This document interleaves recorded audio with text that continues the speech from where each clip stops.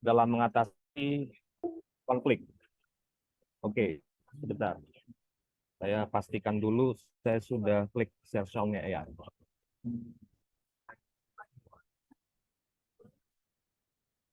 Oke, seperti biasa, buat teman-teman yang mungkin baru hadir di, webinar kami, di webinar komunitas kami, berikut adalah tata tertib webinarnya. Setiap peserta kita harapkan untuk dapat menggunakan nama sebenarnya, sesuai yang ada di, jadi maksudnya jangan sampai ada nama gadget gitu ya, supaya kita dapat nanti komunikasi dua arahnya dapat lebih nyaman. Dan dimohon untuk menonaktifkan suara selama narasumber menyampaikan materi. Baik, sebelumnya perkenalkan saya lupa kenalkan diri, saya Daniel Pardede dari salah satu member dari IFEK, hari ini sebagai moderator di webinar siang hari ini. Nah, buat teman-teman juga yang mungkin baru kenal IFEK atau baru tahu tentang webinar ini, kami adalah komunitas praktisi edukasi keuangan yang mempunyai tujuan untuk mewujudkan masyarakat Indonesia tampil finansial, yang goalnya adalah mereka menjadi tahu, mau, dan mampu untuk mengelola keuangan secara bijak sehingga tercapai kesejahteraan secara ekonomi.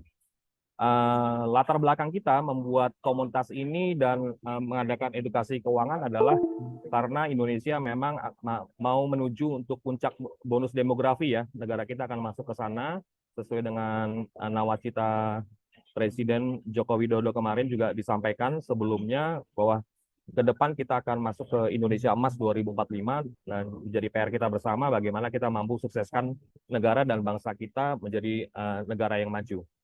Dan kami melihat dan kami juga percaya bahwa untuk mencapai ke sana generasi muda kita perlu dibekali untuk kemampuan bagaimana mengelola keuangan. Jadi bukan sekedar mencari, tapi mereka juga bagaimana mereka mampu juga untuk mengelola.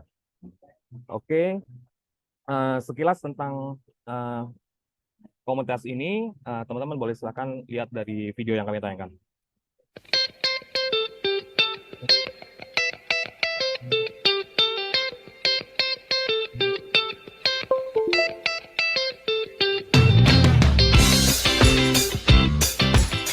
Orang-orang yang produktif itu jauh lebih banyak dibandingkan orang-orang yang non produktif, yaitu lansia dan anak-anak. Dan ini hanya terjadi satu kali dalam sejarah bangsa.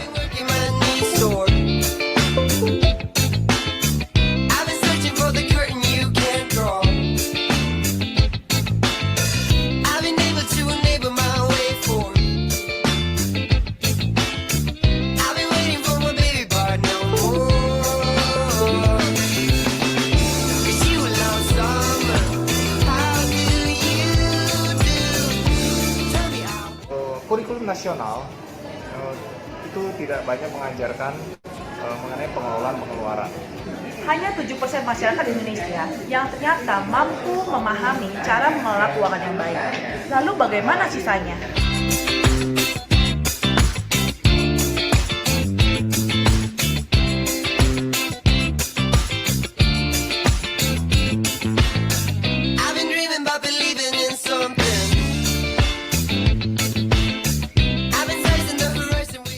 Apa yang perlu dilakukan? Seorang financial educator adalah jawaban.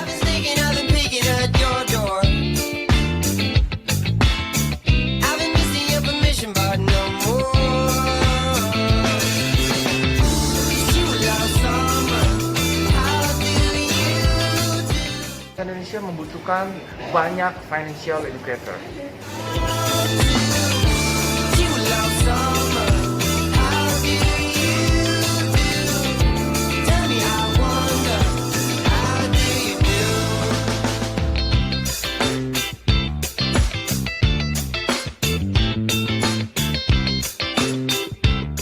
So guys, let's join us.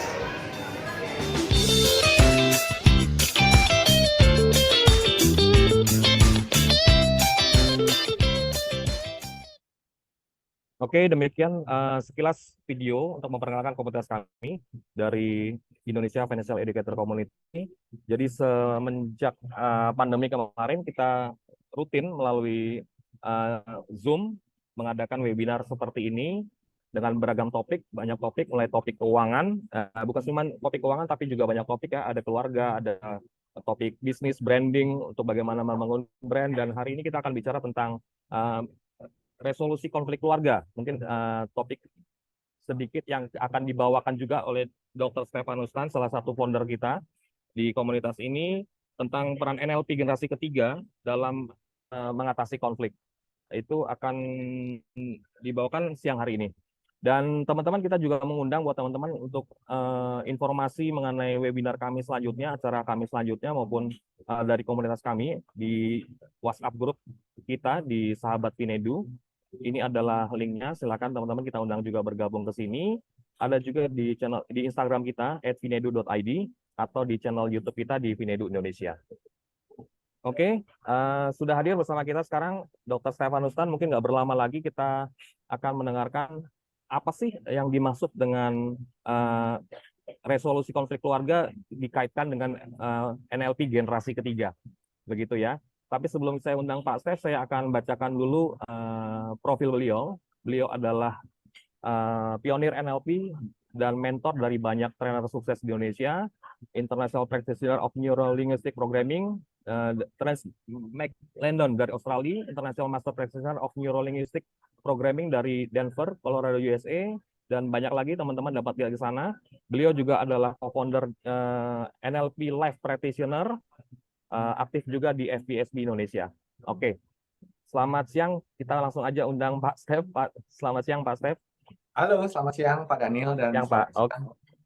Oke, suara Bapak cukup jelas, sangat jelas Pak. Sudah siap sharing ya Pak siang hari ini Pak ya? Betul Pak. Oke, baik. Pak Daniel, saya penasaran, di antara kalian ini banyak teman-teman yang baru juga. Mungkin boleh kita tanyakan siapa di antara teman-teman ini yang belum pernah dengar gitu ya, atau belum tahu apa yang dimaksud dengan NLP. Mungkin boleh raise hand atau di chat gitu Pak. Oh iya, oke. Mungkin teman-teman yang belum tahu atau baru tahu tentang NLP? Ya, baru tahu Pak, atau belum tahu sama sekali. Belum tahu sama sekali tentang apakah ada teman-teman? Ya, gitu. Ada 26 kita siang hari ini. Ya. Oke, mungkin ada yang mau resen yang mungkin belum tahu tentang NLP. Oh, belum tahu nih Pak Inanto, Pak. Oh, Pak Inanto belum tahu sama sekali. Oke, terima kasih Pak Inanto. Yang lain kah? Yang lain ada lagi? Yang lain ada lagi mungkin ya. Pak Herdian. Nurenda. Oke. Oke. Dia juga belum. Oke. Sambil sebelum Pak Stef mulai, Pak, mungkin nanti saya infokan juga buat teman-teman, nanti kalau misalkan ada pertanyaan, nanti sampaikan aja di chat yang ditujukan ke everyone di kolom chat kita ya. Nanti di sesi Q&A kita akan bahas. Begitu ya Pak Stef ya? Oke, baik.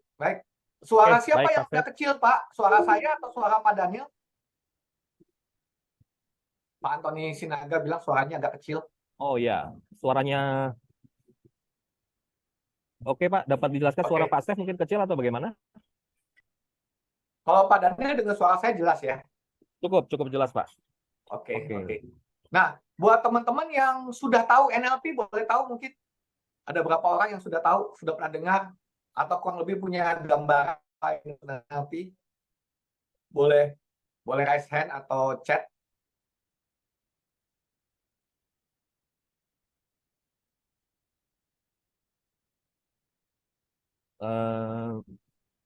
Oke, mungkin teman-teman dapat bantu. Suara Pak Stef cukup jelas, tapi kurang dekat begitu Pak, kurang dekat katanya Pak suaranya. Oh, Pak. kurang dekat. Oke, saya mendekat. Oke.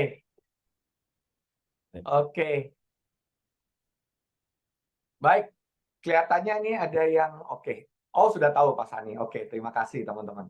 Oke, saya akan mulai nanti dengan thank you Pak Saiful. Ya. Oke, kita akan mulai dengan resolusi konflik keluarga dulu ya. Nanti saya akan jelaskan sedikit mengenai NLP dan lalu generasi ketiga seperti apa, lalu bagaimana NLP generasi ketiga dapat membantu prosesnya resolusi konflik keluarga. Bentar ya, saya share slide dulu.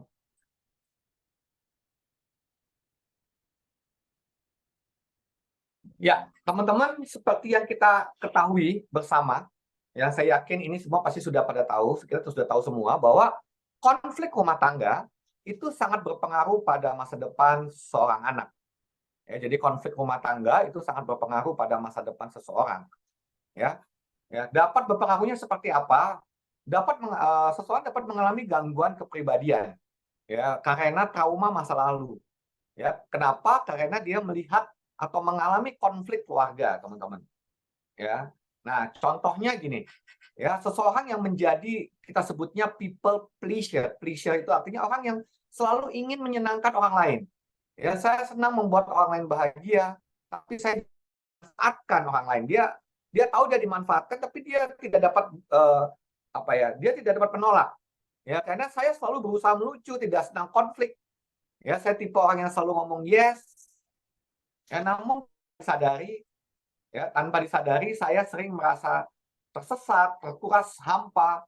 Saya tidak bahagia selama bertahun-tahun mencoba menyenangkan semua orang, membuatku sengsara dan sakit, menguras tenaga. Ya, saya sering merasa khawatir dan takut orang lain marah. Nah, nanti wajahnya tuh macam-macam, mulai dari yang ketakutan, depresi, ya, tapi dia sekarat di dalamnya. Ya, ini contoh. Nah, kenapa itu terjadi? Ya, kenapa itu terjadi? Karena kalau saya berbuat baik, selalu manis, membantu pekerjaan rumah atau melucu, maka mama dan papa tidak marahin saya. Dan kalau saya lucu atau saya berbuat baik, mereka tidak bertengkar. Mereka yang tadinya bertengkar tidak jadi bertengkar. Jadi pengalaman masa lalu membentuk kepribadian seorang anak dan membentuk kepribadian dia saat ini. Ya, atau yang lain. Ya, yang lain itu adalah slide-nya belum berubah ya? Bentar. Belum view, Pak. Belum view tadi. Belum view ya. Sekarang udah berubah kan? Ya, oke, Pak. Siap. Sudah, Pak. Oke, sudah. Oke. Nah, lalu yang kedua adalah pribadi narsistik. Nah, pribadi narsistik adalah seseorang yang punya kebutuhan untuk dikagumi. Nah, karena dia punya kebutuhan untuk dikagumi, maka tanpa disadari sering iri hati. Ya, dia nggak suka dikritik. Ya, selalu merasa benar. Maksudnya selalu merasa benar gini. Walaupun dia salah, dia akan selalu mencari pembenaran. Kenapa dia berbuat seperti itu? Dan seringkali terlihat meninggikan diri sendiri dan merendahkan prestasi orang lain. Ya, jadi kalau ada orang berprestasi, dia cuma segitu aja. Kalau saya mau, saya jauh lebih jago dari dia.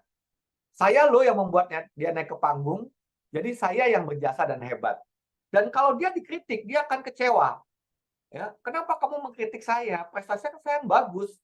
Ya, semua orang bicara tentang seberapa hebat prestasi saya. Mungkin masalahnya kamu yang tidak menghargai. Jadi dia akan salahkan orang lain. Ya, teman-teman. Ini disebabkan kenapa? Karena dia belum siap untuk mengakui bahwa saya salah atau ada sesuatu yang perlu saya develop. Nah, kenapa kepribadian narsistik ini muncul? Ini dia. Ya, mungkin waktu masa kecilnya dibanding-bandingkan dengan orang lain, ya, disalahkan gitu kan? Atau dia melihat orang tuanya bertengkar.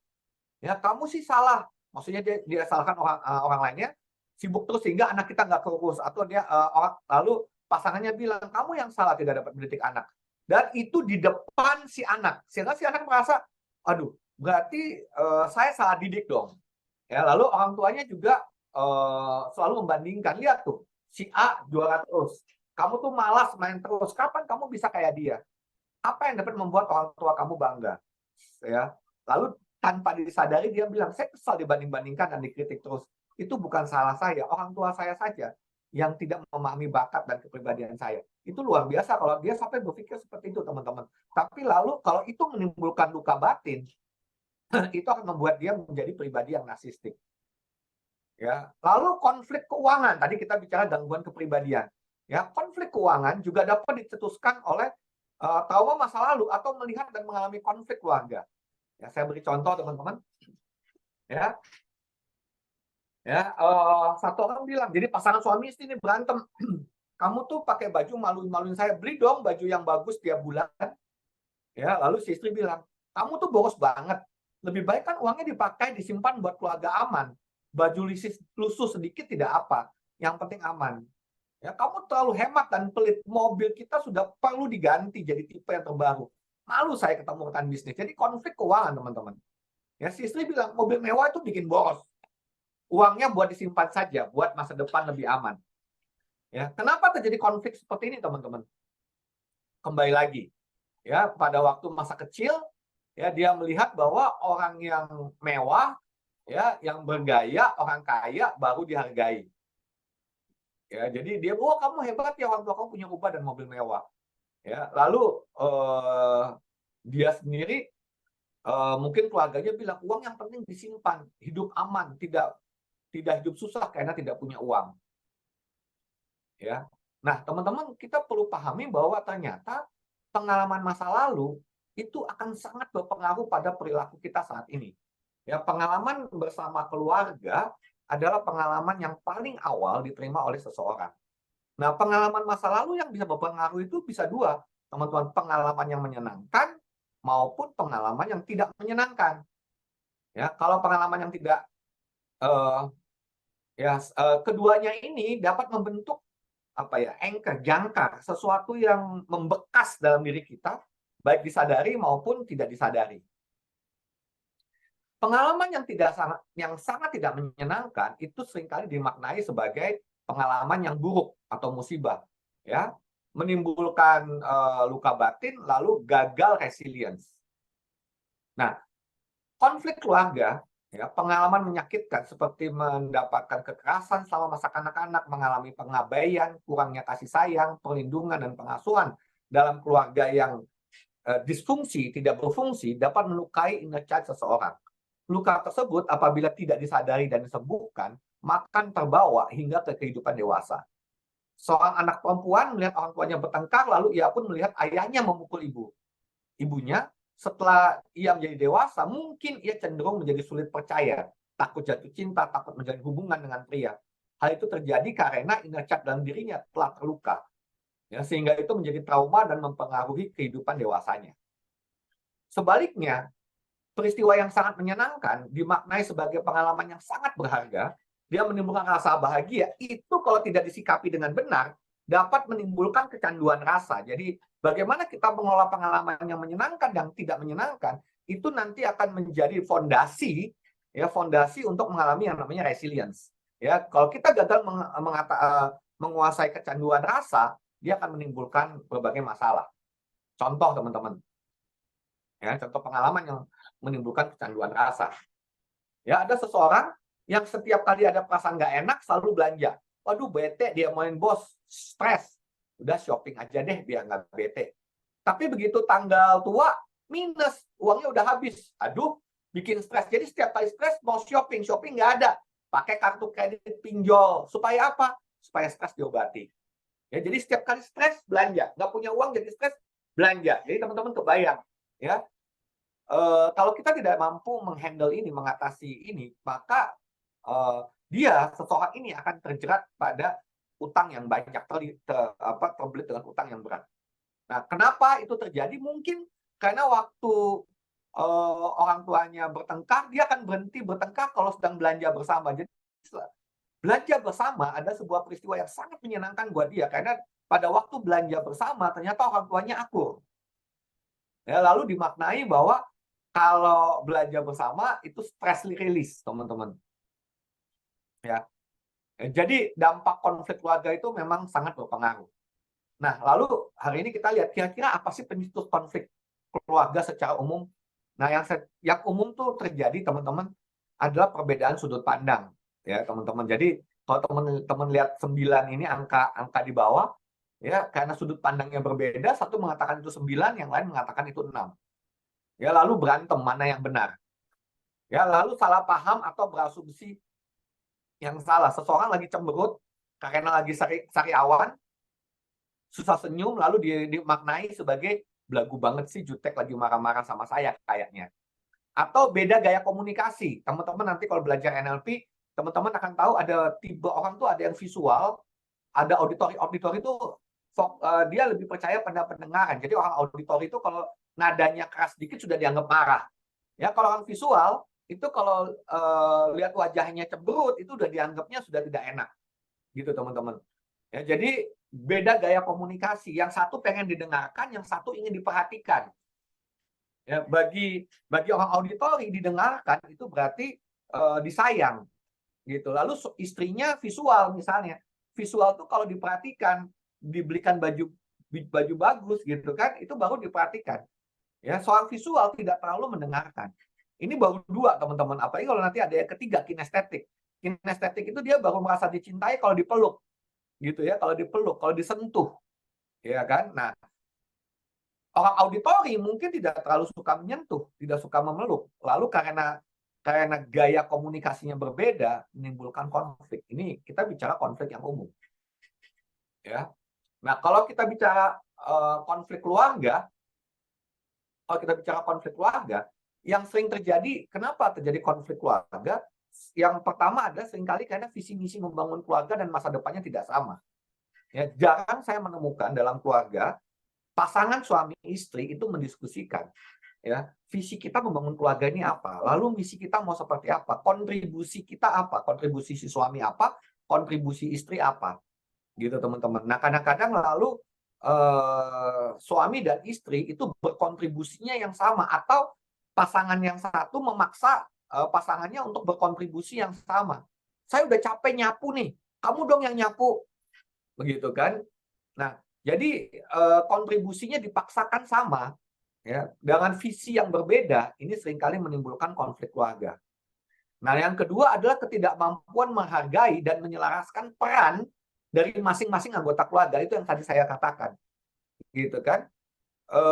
Kalau seseorang mampu menghargai peran masing-masing, maka biasanya tidak terjadi konflik, begitu teman-teman.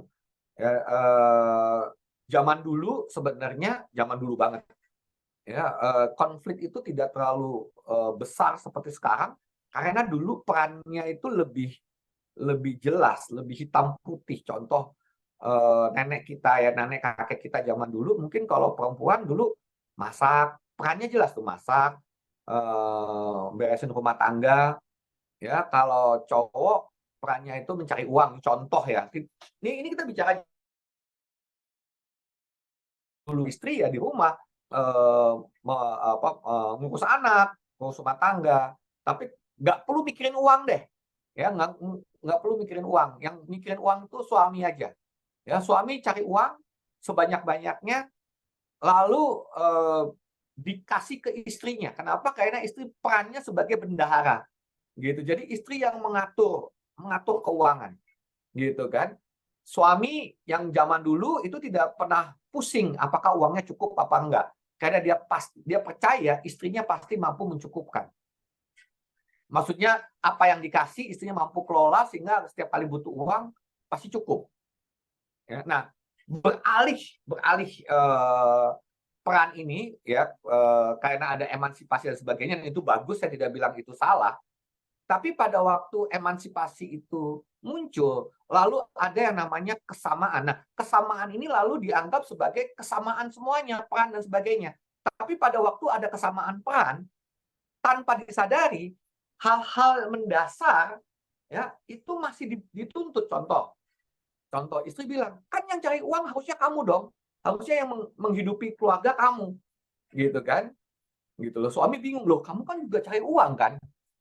Ya. Kamu kan cari uang, harusnya bersama-sama, ya. Konflik di sini, gitu kan? Konflik di sini, gitu kan? Atau lalu si suami ngambil perannya sebagai bapak rumah tangga, dia yang ngurus anak, dia yang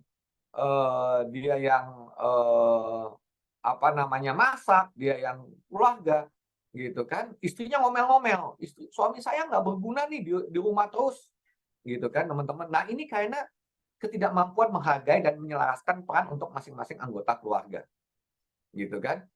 Nah, lalu yang ketiga, perbedaan kemampuan menghadapi masalah atau tantangan, contoh masalah keuangan, gitu kan.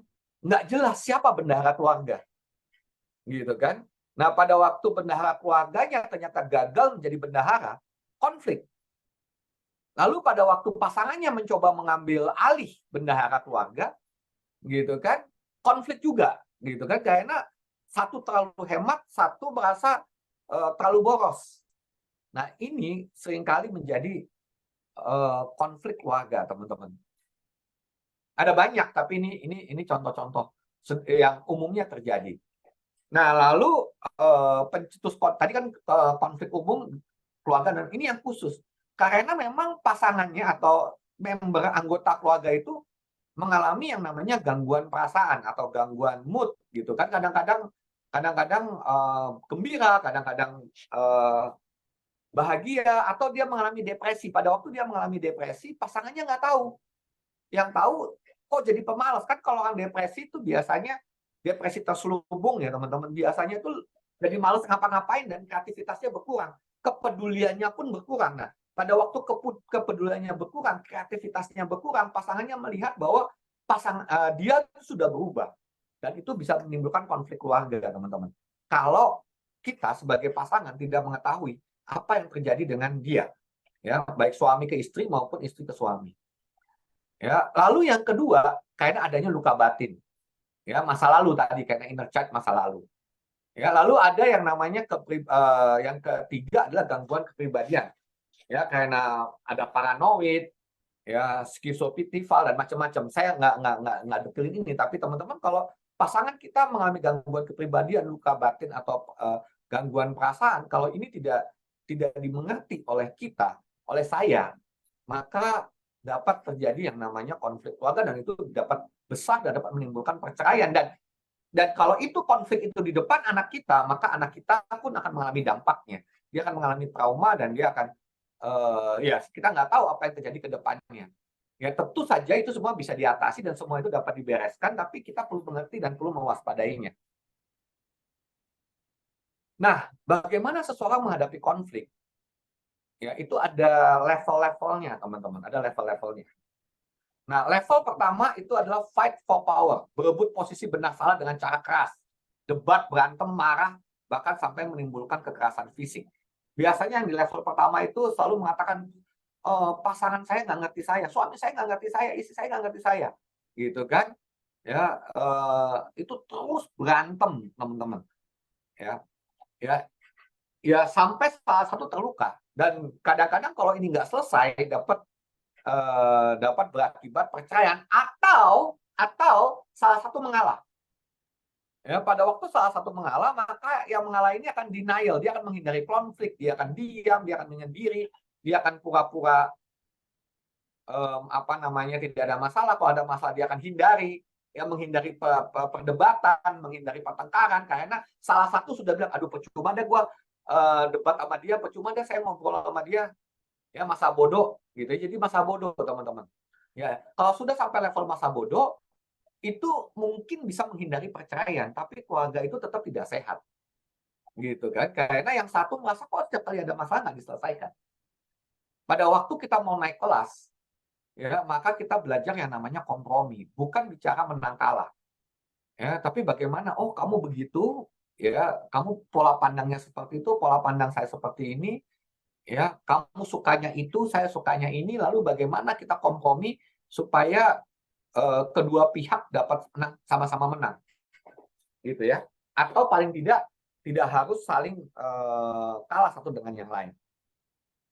Naik kelas itu adalah resolusi. Resolusi adalah bagaimana saya memikirkan pasangan saya supaya pasangan saya bahagia dan saya bahagia. Ya, jadi bukan hanya sekedar saya membuat pasangan saya bahagia dan saya menderita. Karena pada waktu itu, maka mungkin levelnya itu ada di kompromi apa denial. Tapi kalau di resolusi, itu adalah bagaimana saya membuat pasangan saya bahagia dan tidak mengorbankan kebahagiaan saya. Ya.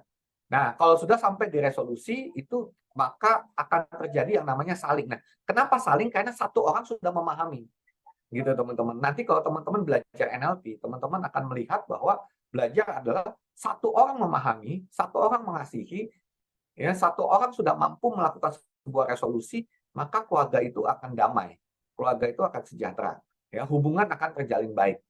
Ya, jadi tidak perlu harus saling memahami, tapi satu orang memahami, ya, memahami dengan utuh, bukan mengalah ya. Kalau mengalah itu maka dia sengsara.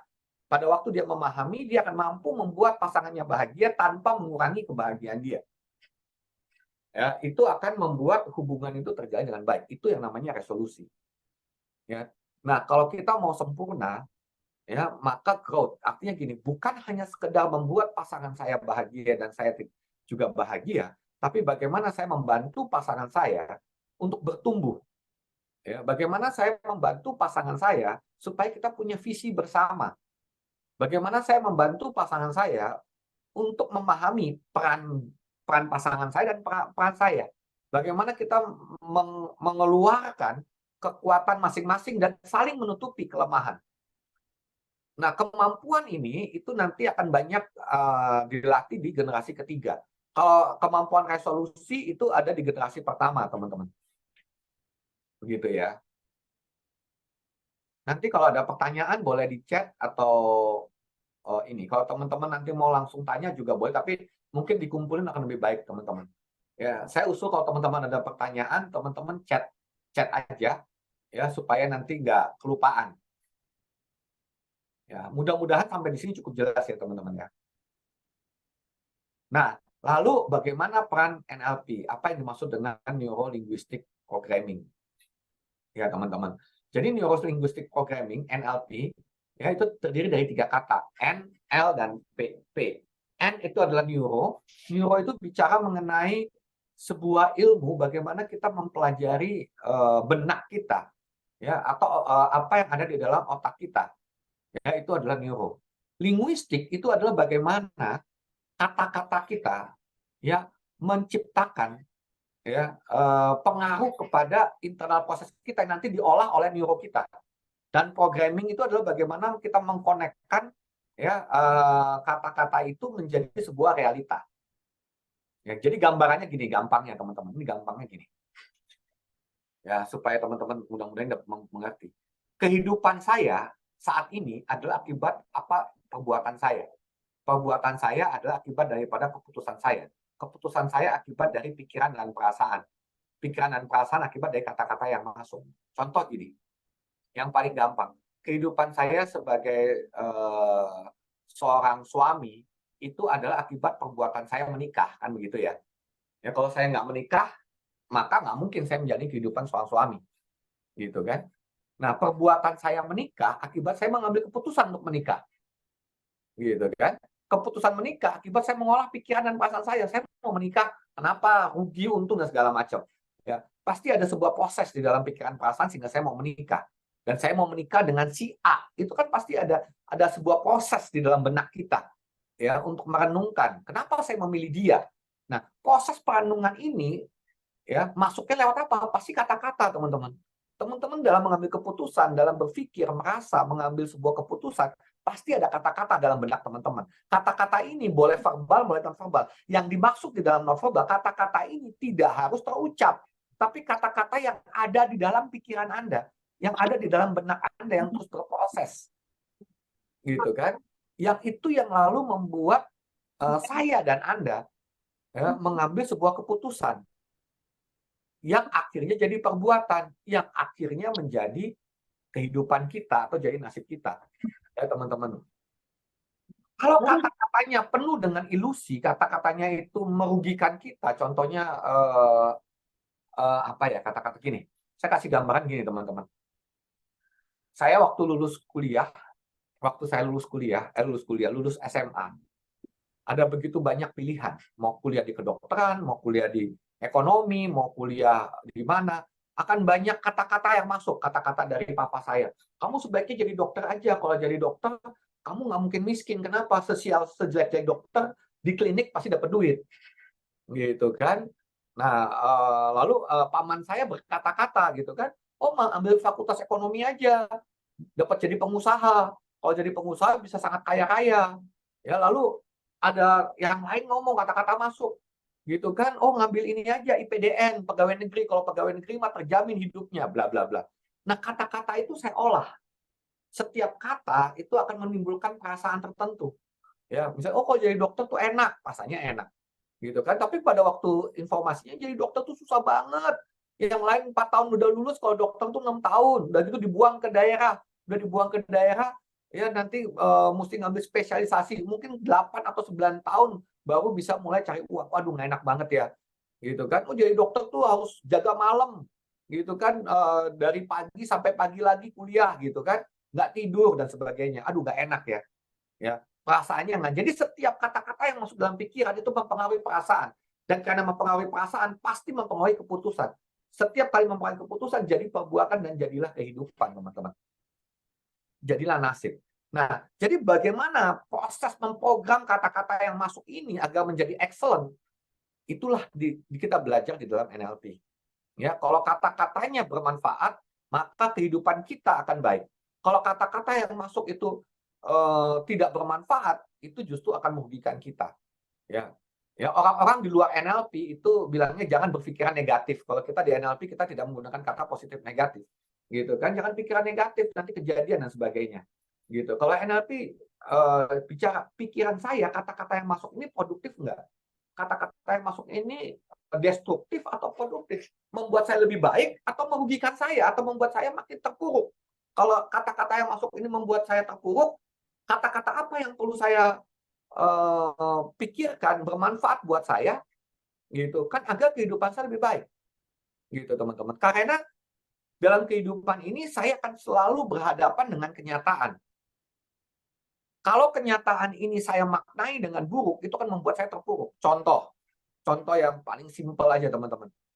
Ya, saya seringkali membantu teman-teman yang sedang terpuruk. Ya, yang umumnya terjadi apa? Datang ke saya, dia bilang pasangan saya selingkuh.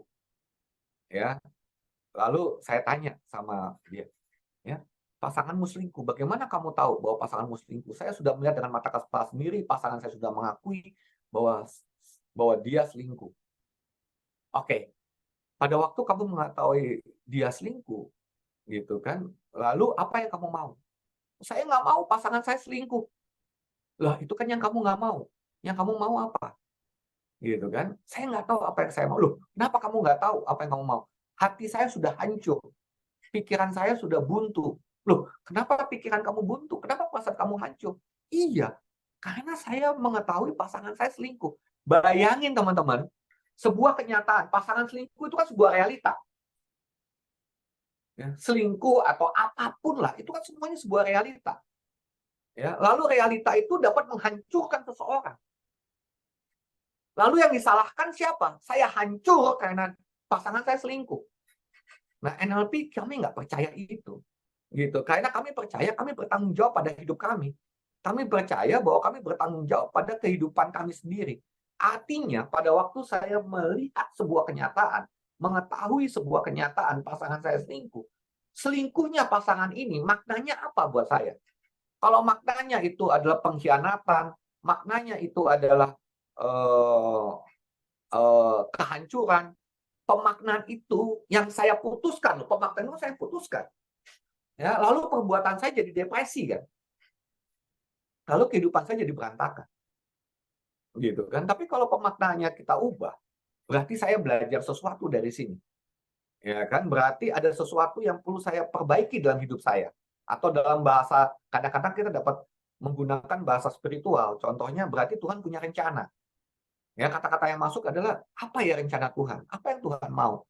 Pada waktu saya menemui kenyataan pasangan saya selingkuh. Apa yang Tuhan ingin sampaikan kepada saya? Apa yang dapat saya perbaiki dalam kehidupan saya?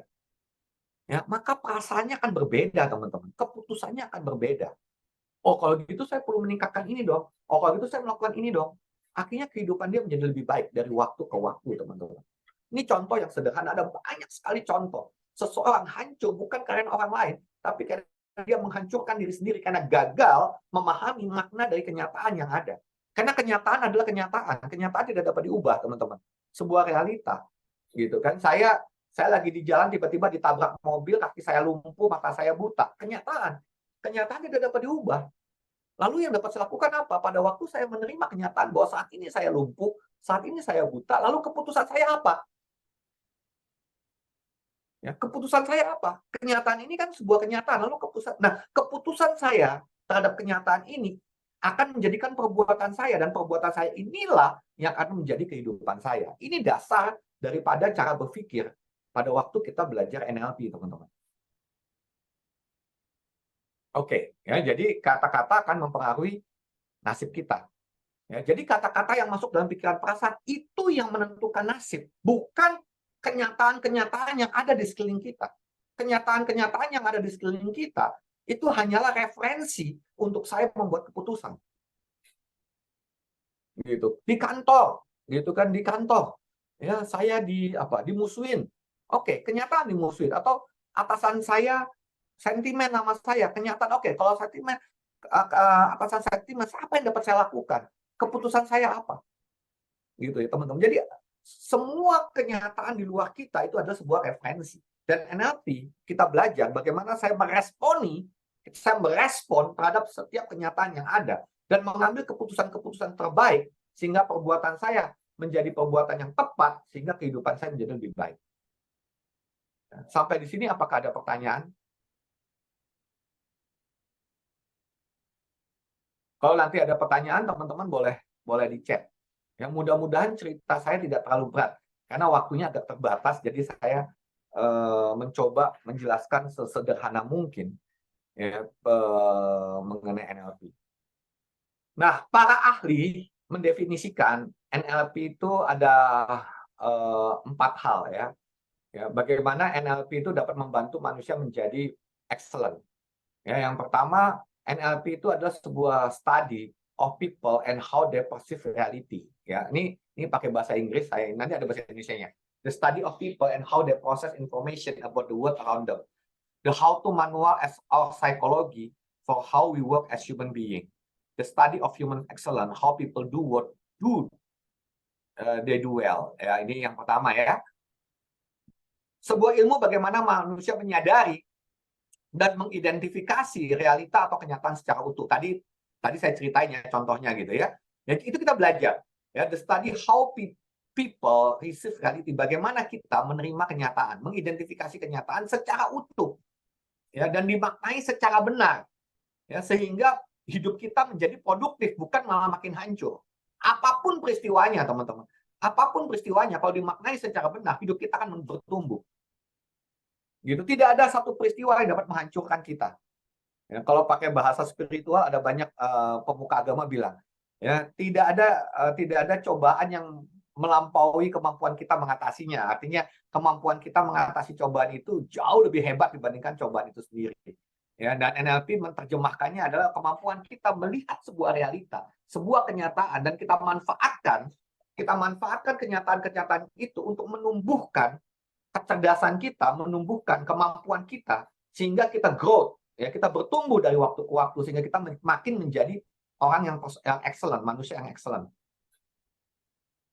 Ya, yang kedua, the study how they process information about the world around them. Jadi sebuah ilmu bagaimana manusia mengolah informasi, NLP ya, sebuah kata-kata yang masuk diolah, gitu kan? Bagaimana kita mengolah ya informasi ini sehingga kita mendapatkan informasi yang tepat, yang akurat, bukan lagi bicara hoax. Orang belajar NLP akan mampu melihat kebenaran dalam sebuah peristiwa. Kita akan mampu memilah ini hoax atau ini kebenaran. Gitu ya. The how-to manual of psychology for how we work as human being. Petunjuk atau manual. Bagaimana kita berfungsi sebagai manusia seutuhnya, sebagai human being. Sebagai human being, manusia adalah seorang pemimpin, teman-teman. Ya, fungsi daripada manusia adalah pemimpin. Kenapa? Karena hanya manusia yang bisa memimpin. Kambing, sapi, ya, yang lainnya, even orang utan itu tidak mampu memimpin sebagaimana manusia. Kita dilahirkan sebagai manusia, maka kita perlu berperilaku sebagai manusia. Sekali lagi, karena kita dilahirkan sebagai manusia, maka kita perlu berperilaku sebagai manusia. Nah, bagaimana perilaku manusia? Perilaku manusia adalah pemimpin. Dan bagaimana perilaku pemimpin? Pemimpin membuat keputusan. Kalau tidak membuat keputusan, berarti bukan manusia, teman-teman. Artinya tidak berfungsi sebagai manusia, kan begitu. Ya, lalu fungsi pemimpin apa? Selesaikan masalah. Sehingga kalau dalam hidup saya penuh dengan masalah, ya itu tandanya saya diberkati sebagai manusia. Gitu kan? Karena memang tugas pemimpin adalah menyelesaikan masalah. Maka saya perlu belajar ya, menguasai kemampuan bagaimana menyelesaikan setiap permasalahan dalam kehidupan saya. Dan disitulah peran NLP, kita melatih, ada petunjuknya gitu ya, petunjuknya bagaimana manusia itu menghadapi masalah. Bagaimana menyelesaikan masalah, dari masalah yang sederhana sampai dengan masalah yang kompleks. Dari masalah yang ringan sampai masalah yang kita putuskan sebagai masalah berat. Kenapa saya bilang putuskan? Karena semuanya keputusan Anda, teman-teman. Ya, satu masalah Anda putuskan mau berat atau ringan, itu adalah keputusan kita. Ya, keputusan pribadi. Ada orang bilang masalah itu berat, orang lain bilang masalah itu ringan. That's okay, gitu teman-teman.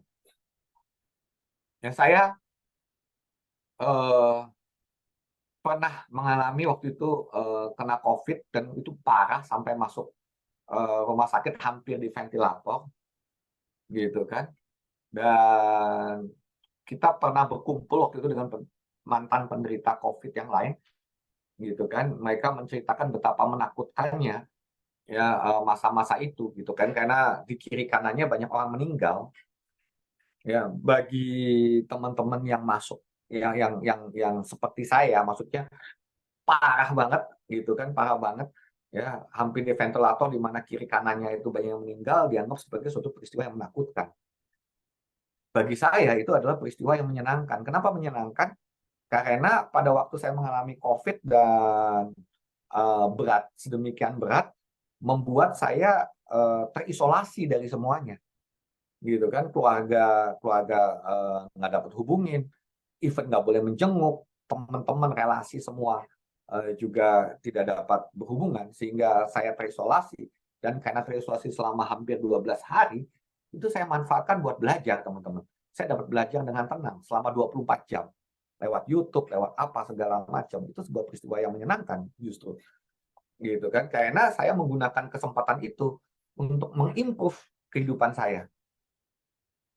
Gitu kan. Lalu yang keempat, the study of human excellence, how people do what they do well. Sebuah ilmu tentang bagaimana mengembangkan human excellence.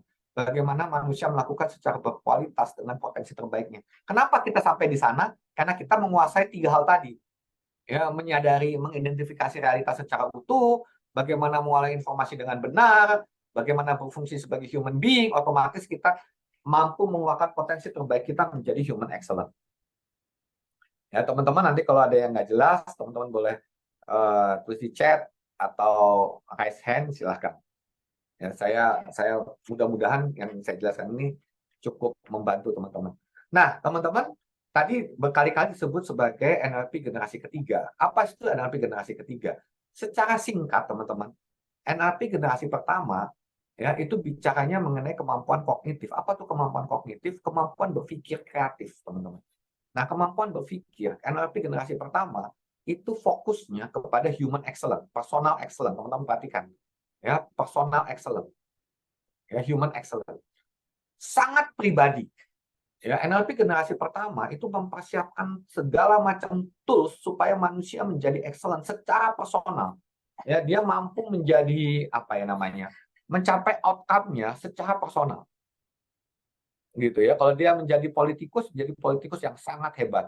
Kalau dia menjadi trainer, dia menjadi trainer yang sangat hebat. Gitu ya, teman-teman. Ya, karena memang bicaranya personal, gitu kan? Ya, dan itu dia belajar mengenai subjective experience. Subjective experience siapa? Subjective experience diri sendiri. Masuk ke generasi kedua. Generasi kedua itu masih personal artinya masih pribadi. Ya, tapi fokusnya kepada belief dan value, fokusnya kepada somatik ini. Jadi kalau generasi kedua somatik ini fokusnya pada rasa, ya di sana mulai bicara mengenai goal saya ini baik nggak buat orang lain, gitu kan, value saya apa, gitu kan. Jadi bukan hanya sekali menghalalkan segala cara, tapi juga mulai melihat tubuh saya butuh apa ya, jiwa saya butuh apa. Gitu kan, ini sesuai dengan value hidup saya atau tidak. Ya, ini generasi kedua, teman-teman. Dan generasi kedua juga mulai bicara aplikasi-aplikasi yang lebih konkret daripada generasi pertama. Contoh, generasi pertama kita bicara yang namanya perceptual position. Perceptual position itu bicara apa? Bicara mengenai bagaimana saya mampu memahami orang lain dari sudut pandang dia. Ya, jadi kalau saya berkonflik dengan si Anton, maka saya akan mencoba menjadi si Anton. Ya, perilakunya Anton, cara pikir Anton, gitu kan. Lalu kemarahannya Anton saya coba pahami. Nah, pada waktu saya pahami, maka saya tahu bagaimana menghadapi Anton. Ya, itu perceptual position. Kalau kita bicara di generasi pertama, begitu masuk ke generasi kedua, kemampuan perseptual itu dipakai menjadi model-model. Ya, contoh kreativitas model kreativitas yang dipakai di NLP generasi kedua itu adalah Disney model. Ya, Disney model karena kita memodel Walt Disney. Ya, nah, memodel Walt Disney itu membuat teman-teman NLP yang belajar di generasi kedua menjadi lebih kreatif dibandingkan sebelumnya. Gitu kan?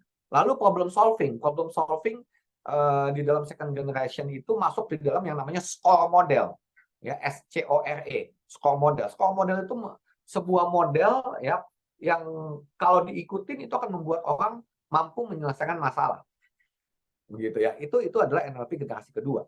Nah, masuk generasi ketiga ini sudah berbeda, teman-teman. Ya, kalau generasi pertama kita bicara bagaimana saya mencapai outcome saya secara pribadi. Generasi ketiga itu sudah bicaranya lapangan, integration. Kalau visi saya terlalu besar, nggak mungkin saya sendirian. Maka saya perlu mengajak tim. Ya, harus berpikir secara kolektif, harus berpikir secara utuh, gitu kan?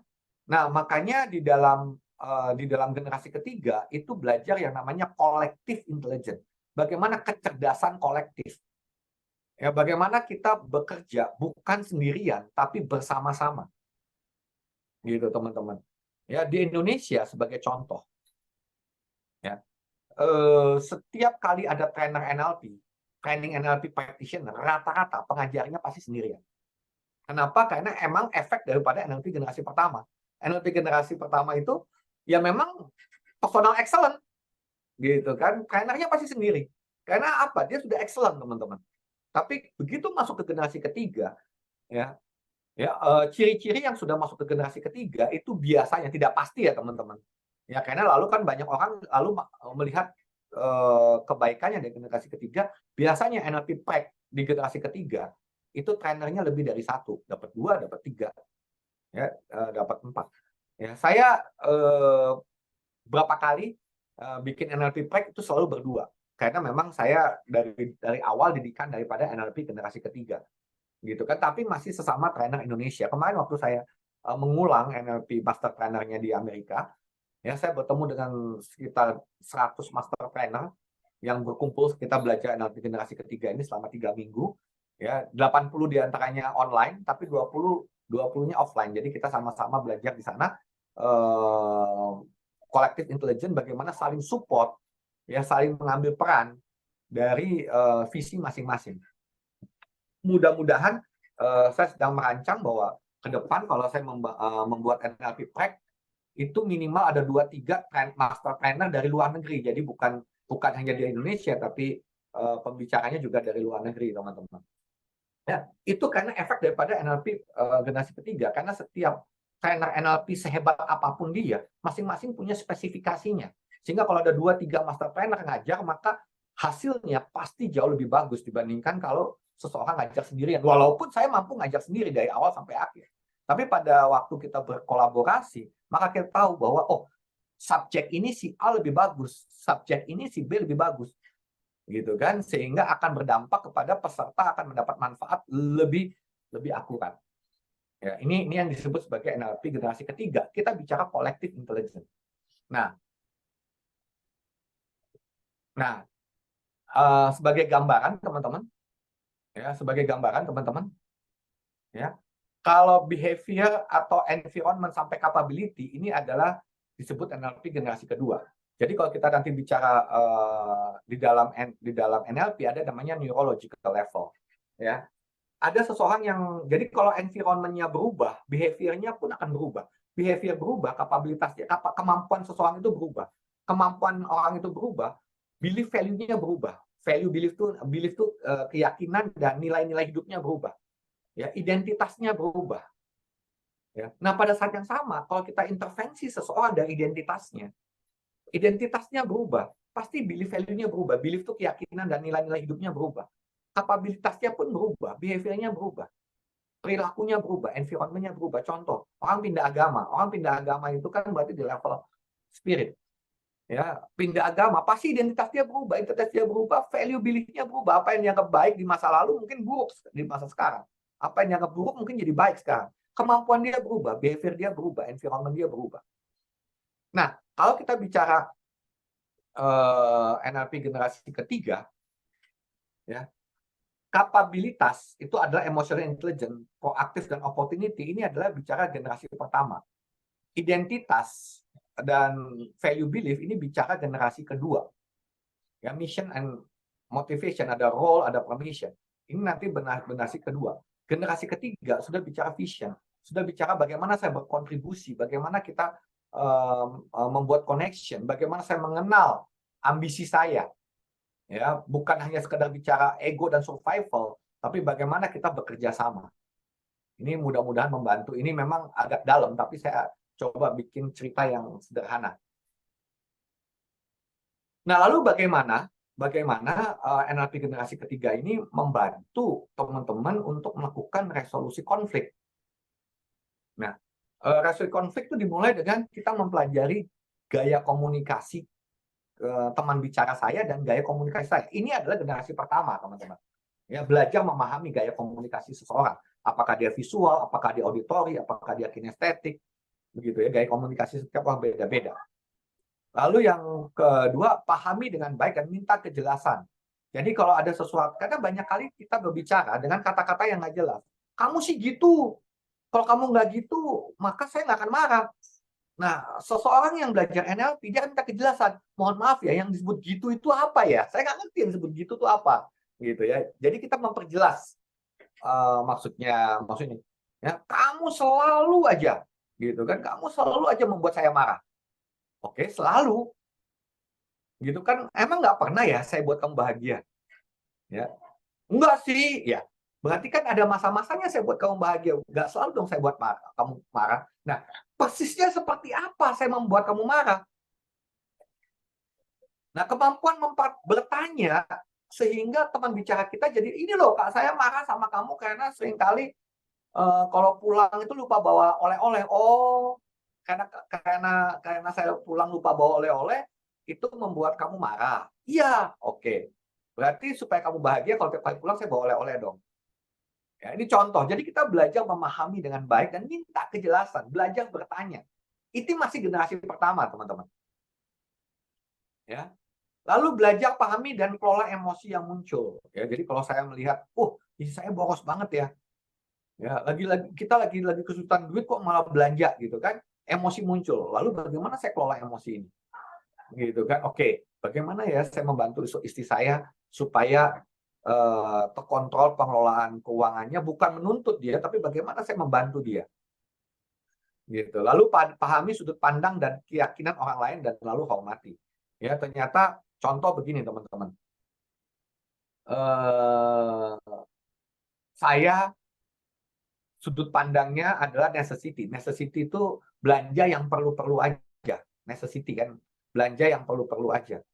Pasangan saya itu tipenya, keyakinannya adalah possibility. Possibility itu adalah belanja siapa tahu perlu. Jadi ciri-cirinya tuh kalau possibility itu siapa tahu perlu, karena sebelum terjadi maka disiapin. Ya, possibility. Ya, dia belanja gitu, dia belanja siapa tahu perlu, disimpan di rumah. Necessity, kalau nggak perlu ngapain belanja? Nah, ini kan berantem nih kalau nggak ada titik temunya, teman-teman. Gitu kan? Nah, tapi kalau kita mampu pahami sudut pandang dan keyakinan orang lain dan kita hormati, kita akan menemukan titik temunya. Ya, ini adalah dasar-dasarnya, teman-teman. Nanti detailnya memang nggak dapat dalam 2 jam, tapi pada paling tidak teman-teman mengerti prinsipnya. Gitu. Nah, ini masih resolusi konflik ini masih di generasi pertama. Ya, ini masih di generasi pertama. Nah, kalau kita sudah masuk ke generasi ketiga, maka tadi kita sudah mulai bicara visi kita apa nih? Duduk bersama, visi kita apa, peran kita apa, role kita, peran kita, misinya mau bagaimana, kontribusinya mau seperti apa, challenge, tantangan kamu ada di mana, bagaimana saya membantu kamu menghadapi tantangan kamu dalam mencapai visi bersama. Ini udah masuk ke generasi ketiga. Lalu belajar tata kelola keuangan dan ubah kebiasaan finansial. Nah, ubah kebiasaan finansial ini membutuhkan kerendahan hatian dan juga kerelaan untuk merubah kebiasaan. Dan itu perlu diskusi bersama dengan pasangan Anda. Ya, lalu pahami dan selaraskan peran unik masing-masing tadi. Ya, jadi peran kamu di sana, peran saya di sini. Ya sudah. Ya, karena saya sudah setelah diskusi peran kamu sebagai bendahara. Ya, dengan catatan tertentu, begitu kan? Dengan catatan tertentu, karena saya pengen walaupun kamu jadi bendahara, ada kebebasan tertentu buat saya untuk saya boleh spend money, mengeluarkan uang. Ya, ada kompromi di sana.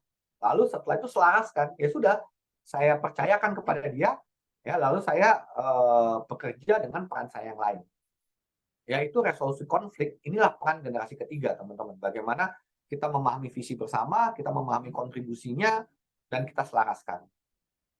Nah, kalau kita menemukan pasangan kita atau saya menemukan bahwa oh ternyata saya ini ada disorder ya, ada bipolar ya, ada gangguan mood ya. Oh, saya ternyata masih ada luka batin ya. Oh, saya mengalami gangguan kepribadian, itu butuh kerendahan hati, teman-teman. Oh, ternyata saya ada gangguan kepribadian ini. Oh, ternyata pasangan saya ada luka batin ini. Bagaimana saya berkomunikasi dengan baik dengan pasangan saya untuk dibawa ke konselor khusus. Ini perlu konseling, teman-teman. Ini NLP generasi ketiga di level master. Master trainer, ada beberapa master trainer yang dia spesialisasi spesialisasi membantu ini gangguan kepribadian, luka batin, dan gangguan perasaan. Tapi tidak banyak master trainer yang menspesialisasikannya di sini. Ya, ada beberapa master trainer dia fokusnya pada bisnis, ya, ada pada influence people, gitu ya. Jadi setiap master trainer juga rata-rata mereka punya spesifik kekuatan. Tapi untuk mampu membantu teman-teman yang mengalami ini memang dibutuhkan keahlian yang khusus, gitu teman-teman. Tidak semua trainer NLP punya kemampuan ini. Even di level master trainer, teman-teman. Basicnya kami punya. Tapi kalau kita bicara sampai di level dia mampu mengalami gangguan, membantu gangguan kepribadian secara paranoid misalnya gitu ya. Ya, even beberapa psikolog atau psikiater yang saya ketemuin pun mereka juga hanya mampu mengatasi gejalanya, mengurangi gejalanya, ya, tidak sampai mampu penyembuhan, gitu kan. Nah, yang mampu mencapai penyembuhan itu sudah levelnya level master, teman-teman. Ya, betul-betul udah level master yang mampu menyembuhkan, begitu. Jadi kesimpulannya apa? Kesimpulan dari cerita ini, ya, belajar memahami orang lain. Ya, manusia terluka seringkali tanpa sadar, melukai orang lain tanpa maksud jahat. Jadi kalau pasangan saya kadang-kadang melukai saya atau orang melukai saya mengerti bahwa kadang-kadang jangan-jangan dia terluka. Karena manusia terluka seringkali tanpa sadar, melukai orang lain tanpa maksud jahat. Ini kesimpulan yang pertama. Kesimpulan yang kedua, your love and affection has changed my world. Orang yang nggak belajar NLP, rata-rata, dia membutuhkan cinta dan afeksi. Ya, jadi kalau kita mampu memberikan cinta dan afeksi kepada pasangan kita atau kepada orang lain, itu dapat merubah dunia kehidupan dari pasangan kita. Tapi kalau kita belajar NLP yang pertama-tama, di NLP generasi pertama, kita akan belajar bagaimana kita mencintai diri saya sendiri. Kalau saya belajar NLP, saya belajar bagaimana saya mencintai diri saya sendiri. Bagaimana saya berkomunikasi dengan Tuhan. Ya, dan pada waktu saya berkomunikasi dengan Tuhan, saya mampu menyadari betapa kasih Tuhan dalam hidup saya, cinta Tuhan pada diri saya sudah cukup. Nah, pada waktu saya mencintai diri saya dan cinta Tuhan pada saya cukup, maka saya sudah tidak lagi membutuhkan afeksi, cinta, dan perhatian dari orang-orang di sekitar saya, termasuk istri dan anak. Gitu. Tapi saya lalu memberikan itu kepada anak dan istri saya. Gitu. That's okay. Jadi teman-teman kalau yang belajar NLP, teman-teman sudah belajar nanti bagaimana memberikan afeksi dan cinta kepada orang-orang di sekitar teman-teman. Lalu kembangkan kemampuan interrelation skill. Ya, ada banyak macam-macam kemampuannya. Ya, kemampuan mendengarkan, kemampuan understanding, ya, empati, kemampuan menumbuh kembangkan. Di sini ada banyak, teman-teman, ya. Perhatian dan niat baik, mendengarkan dengan baik, bertanggung jawab atas keputusan, ya, self congruence, self awareness, ya, kesadaran diri, ya, konflik manajemen, menangani tekanan, ya, acceptance, respect, love, and forgiveness. Bagaimana kita memaafkan, menerima, menghargai, dan mengasihi. Ya, kemampuan memaafkan itu penting sekali. Memaafkan diri sendiri dan memaafkan orang lain. Ya, dan itu kita perlu belajar. Ya, trust and secure. Bagaimana kita percaya bahwa kita mampu mengamankan diri kita. Ya, lalu bagaimana kita asking and offering help. Bagaimana kita meminta pertolongan, meminta bantuan, dan kita menawarkan bantuan. Kadang-kadang orang terlalu sombong untuk meminta bantuan, misalnya bagaimana kita mampu menawarkan, ya, handle pressure, bagaimana menangani tekanan, work with other, bagaimana kita bekerja sama. Tadi saya juga bicara clear communication, bagaimana kita mampu berkomunikasi dengan jelas. Ya, ini kesimpulannya dari hari ini. Ya, bagaimana resolusi konflik keluarga dengan menggunakan NLP generasi ketiga. Terima kasih teman-teman. Kalau ada pertanyaan, kita siap untuk diskusi. Tadi ada ini, betul saya mengalami. Bu Yudit mengalami apa nih? Kalau boleh cerita. Ini pada waktu konteks apa nih cerita saya mengalami? Ya. Silakan Pak Daniel untuk Oh ya, thank you Pak. Terima kasih Pak sharing siang hari ini luar biasa Pak. Dan memang konflik keluarga Pak. Tadi saya ada browsing sedikit gitu ya Pak. Ya. 35% ternyata memang karena masalah komunikasi ya Pak Chef ya. Yes, yes. Dan 24% dari itu adalah karena masalah keuangan gitu Pak. Dan sisanya lainnya gitu Pak. Oke. Baik. Mungkin Bu Yudit Irmawati Pane dapat menjelaskan nih Bu yang tadi dialami apa, ada komentar mungkin, silakan. Waktu ikut kelas practitioner NLP Pak. Itu jawabannya. Mengalami apa nih Bu waktu kelas NLP practitioner? Oh, hanya satu trainer hanya saja. satu trainernya. Generasi satu. Oh, Baik. oke, baik Bu. Oke. Kita sekarang sudah di generasi 3 ya Pak. Bagaimana perannya adalah bicara tentang komunitas ya Pak. Mungkin ke situ ya Pak ya. Membangun komunitas, kolektif, bekerja sama, bagaimana kita. Walaupun saya excellent, walaupun saya sudah mampu membuat diri saya excellent, bagaimana kok excellent-nya saya itu tidak membuat saya sendirian. Tapi bagaimana saya mampu bekerja sama dengan orang lain yang sama-sama excellent dan menghargai kontribusi mereka. Menghargai artinya kita, memang kamu kuat di sana, ya udah nggak apa-apa. Begitu. Baik Pak Chef, sambil menunggu teman-teman pertanyaan teman-teman, mungkin kita undang teman-teman yang mau bertanya, silakan di chat ke everyone, atau kalau misalkan pertanyaannya ada pribadi, boleh di chat khusus ke Dr. Melda, Ibu Melda Suryana sebagai FM kita siang hari ini. Tapi sebelum untuk ini Pak, sambil menunggu pertanyaan teman-teman Pak, ada satu, tadi saya tertarik sekali sama slide Bapak tuh Pak, yang bicara tentang kehidupan, perbuatan, keputusan tadi Pak. Oke, kehidupan ditentukan oleh perbuatan. Ini oke. Yang basic dari NLP Pak ya. Ya. Bagaimana kata-kata mempengaruhi pikiran dan perasaan itu Pak. Ya. Gini kan Pak. Kalau kita biasanya kan kita lihat dari ujungnya Pak. Apa yang terjadi kita hari ini adalah karena keputusan kita kemarin dan yang dipengaruhi oleh pikiran dan perasaan serta kata-kata kita gitu ya Pak Stef ya. Ya. Nah, benar ya Pak. Berarti yang perlu kita waspadai sebetulnya adalah di ketika kata-kata itu masuk dan bagaimana kita mengolahnya Pak. Betul Pak. Nah, kata-kata masuk itu kan karena kita mengalami sebuah peristiwa kan di sekitar kita. Kan di dalam hidup manusia itu kan ada dua hal Pak, dunia internal dan dunia eksternal. Dunia internal itu adalah apa yang kita alami, apa yang ada dalam pikiran perasaan kita. Kata-kata apa yang masuk secara nonverbal. Saya nggak ucapkan, tapi kata-kata itu terus masuk dalam pikiran perasaan saya. Dunia eksternal adalah apa yang ada di sekitar kita. Nah, kita kan hidup ini meresponi apa yang ada di sekitar kita. Nah, kalau responnya, kata-katanya tidak produktif, hasilnya pun akan tidak produktif. Saya punya video, mudah-mudahan saya dapat style di sini, Pak. Bentar ya. Dapat membantu mudah-mudahan.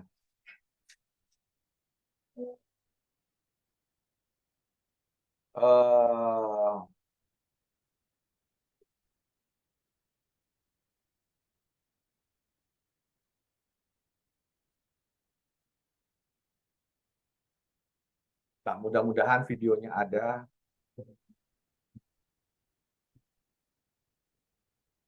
Betul.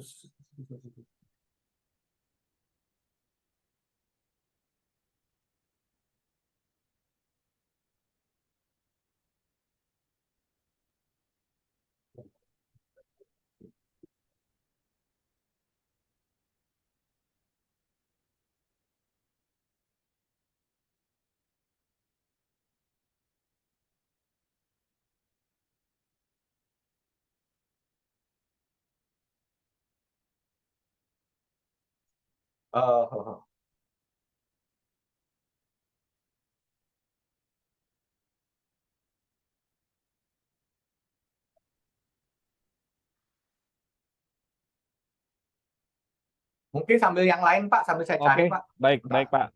sambil ini karena sudah ada pertanyaan yang masuk ya Pak ya. Ya, oke. Ini ada pertanyaan masuk Pak. Pertama, bagaimana kalau menyelesaikan konflik dengan lansia Pak? Apalagi orang tua sendiri. Maksudnya Oke. dengan orang tua Pak. Apakah sama Pak langkah ataupun cara yang kita pakai tadi seperti Bapak Oke. sampaikan? Konflik dengan orang tua. Nah, pada waktu kita konflik dengan orang tua, maka perlu jelas dulu konfliknya yang seperti apa gitu loh, Pak. Gitu. Kan penyelesaian konflik itu tergantung daripada konfliknya. Kita berkonflik apa? Apakah karena penyelarasan visi yang nggak sama?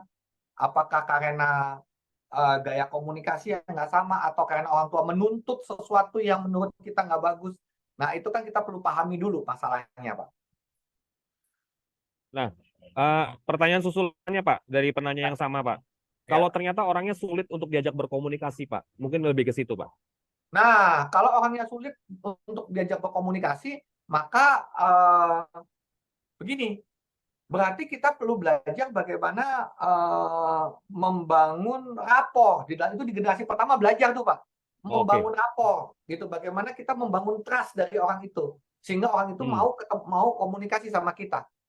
Itu udah basic banget itu di dalam generasi pertama kita kan belajar membangun rapor, sehingga orang yang tadinya nggak mau komunikasi jadi mau komunikasi.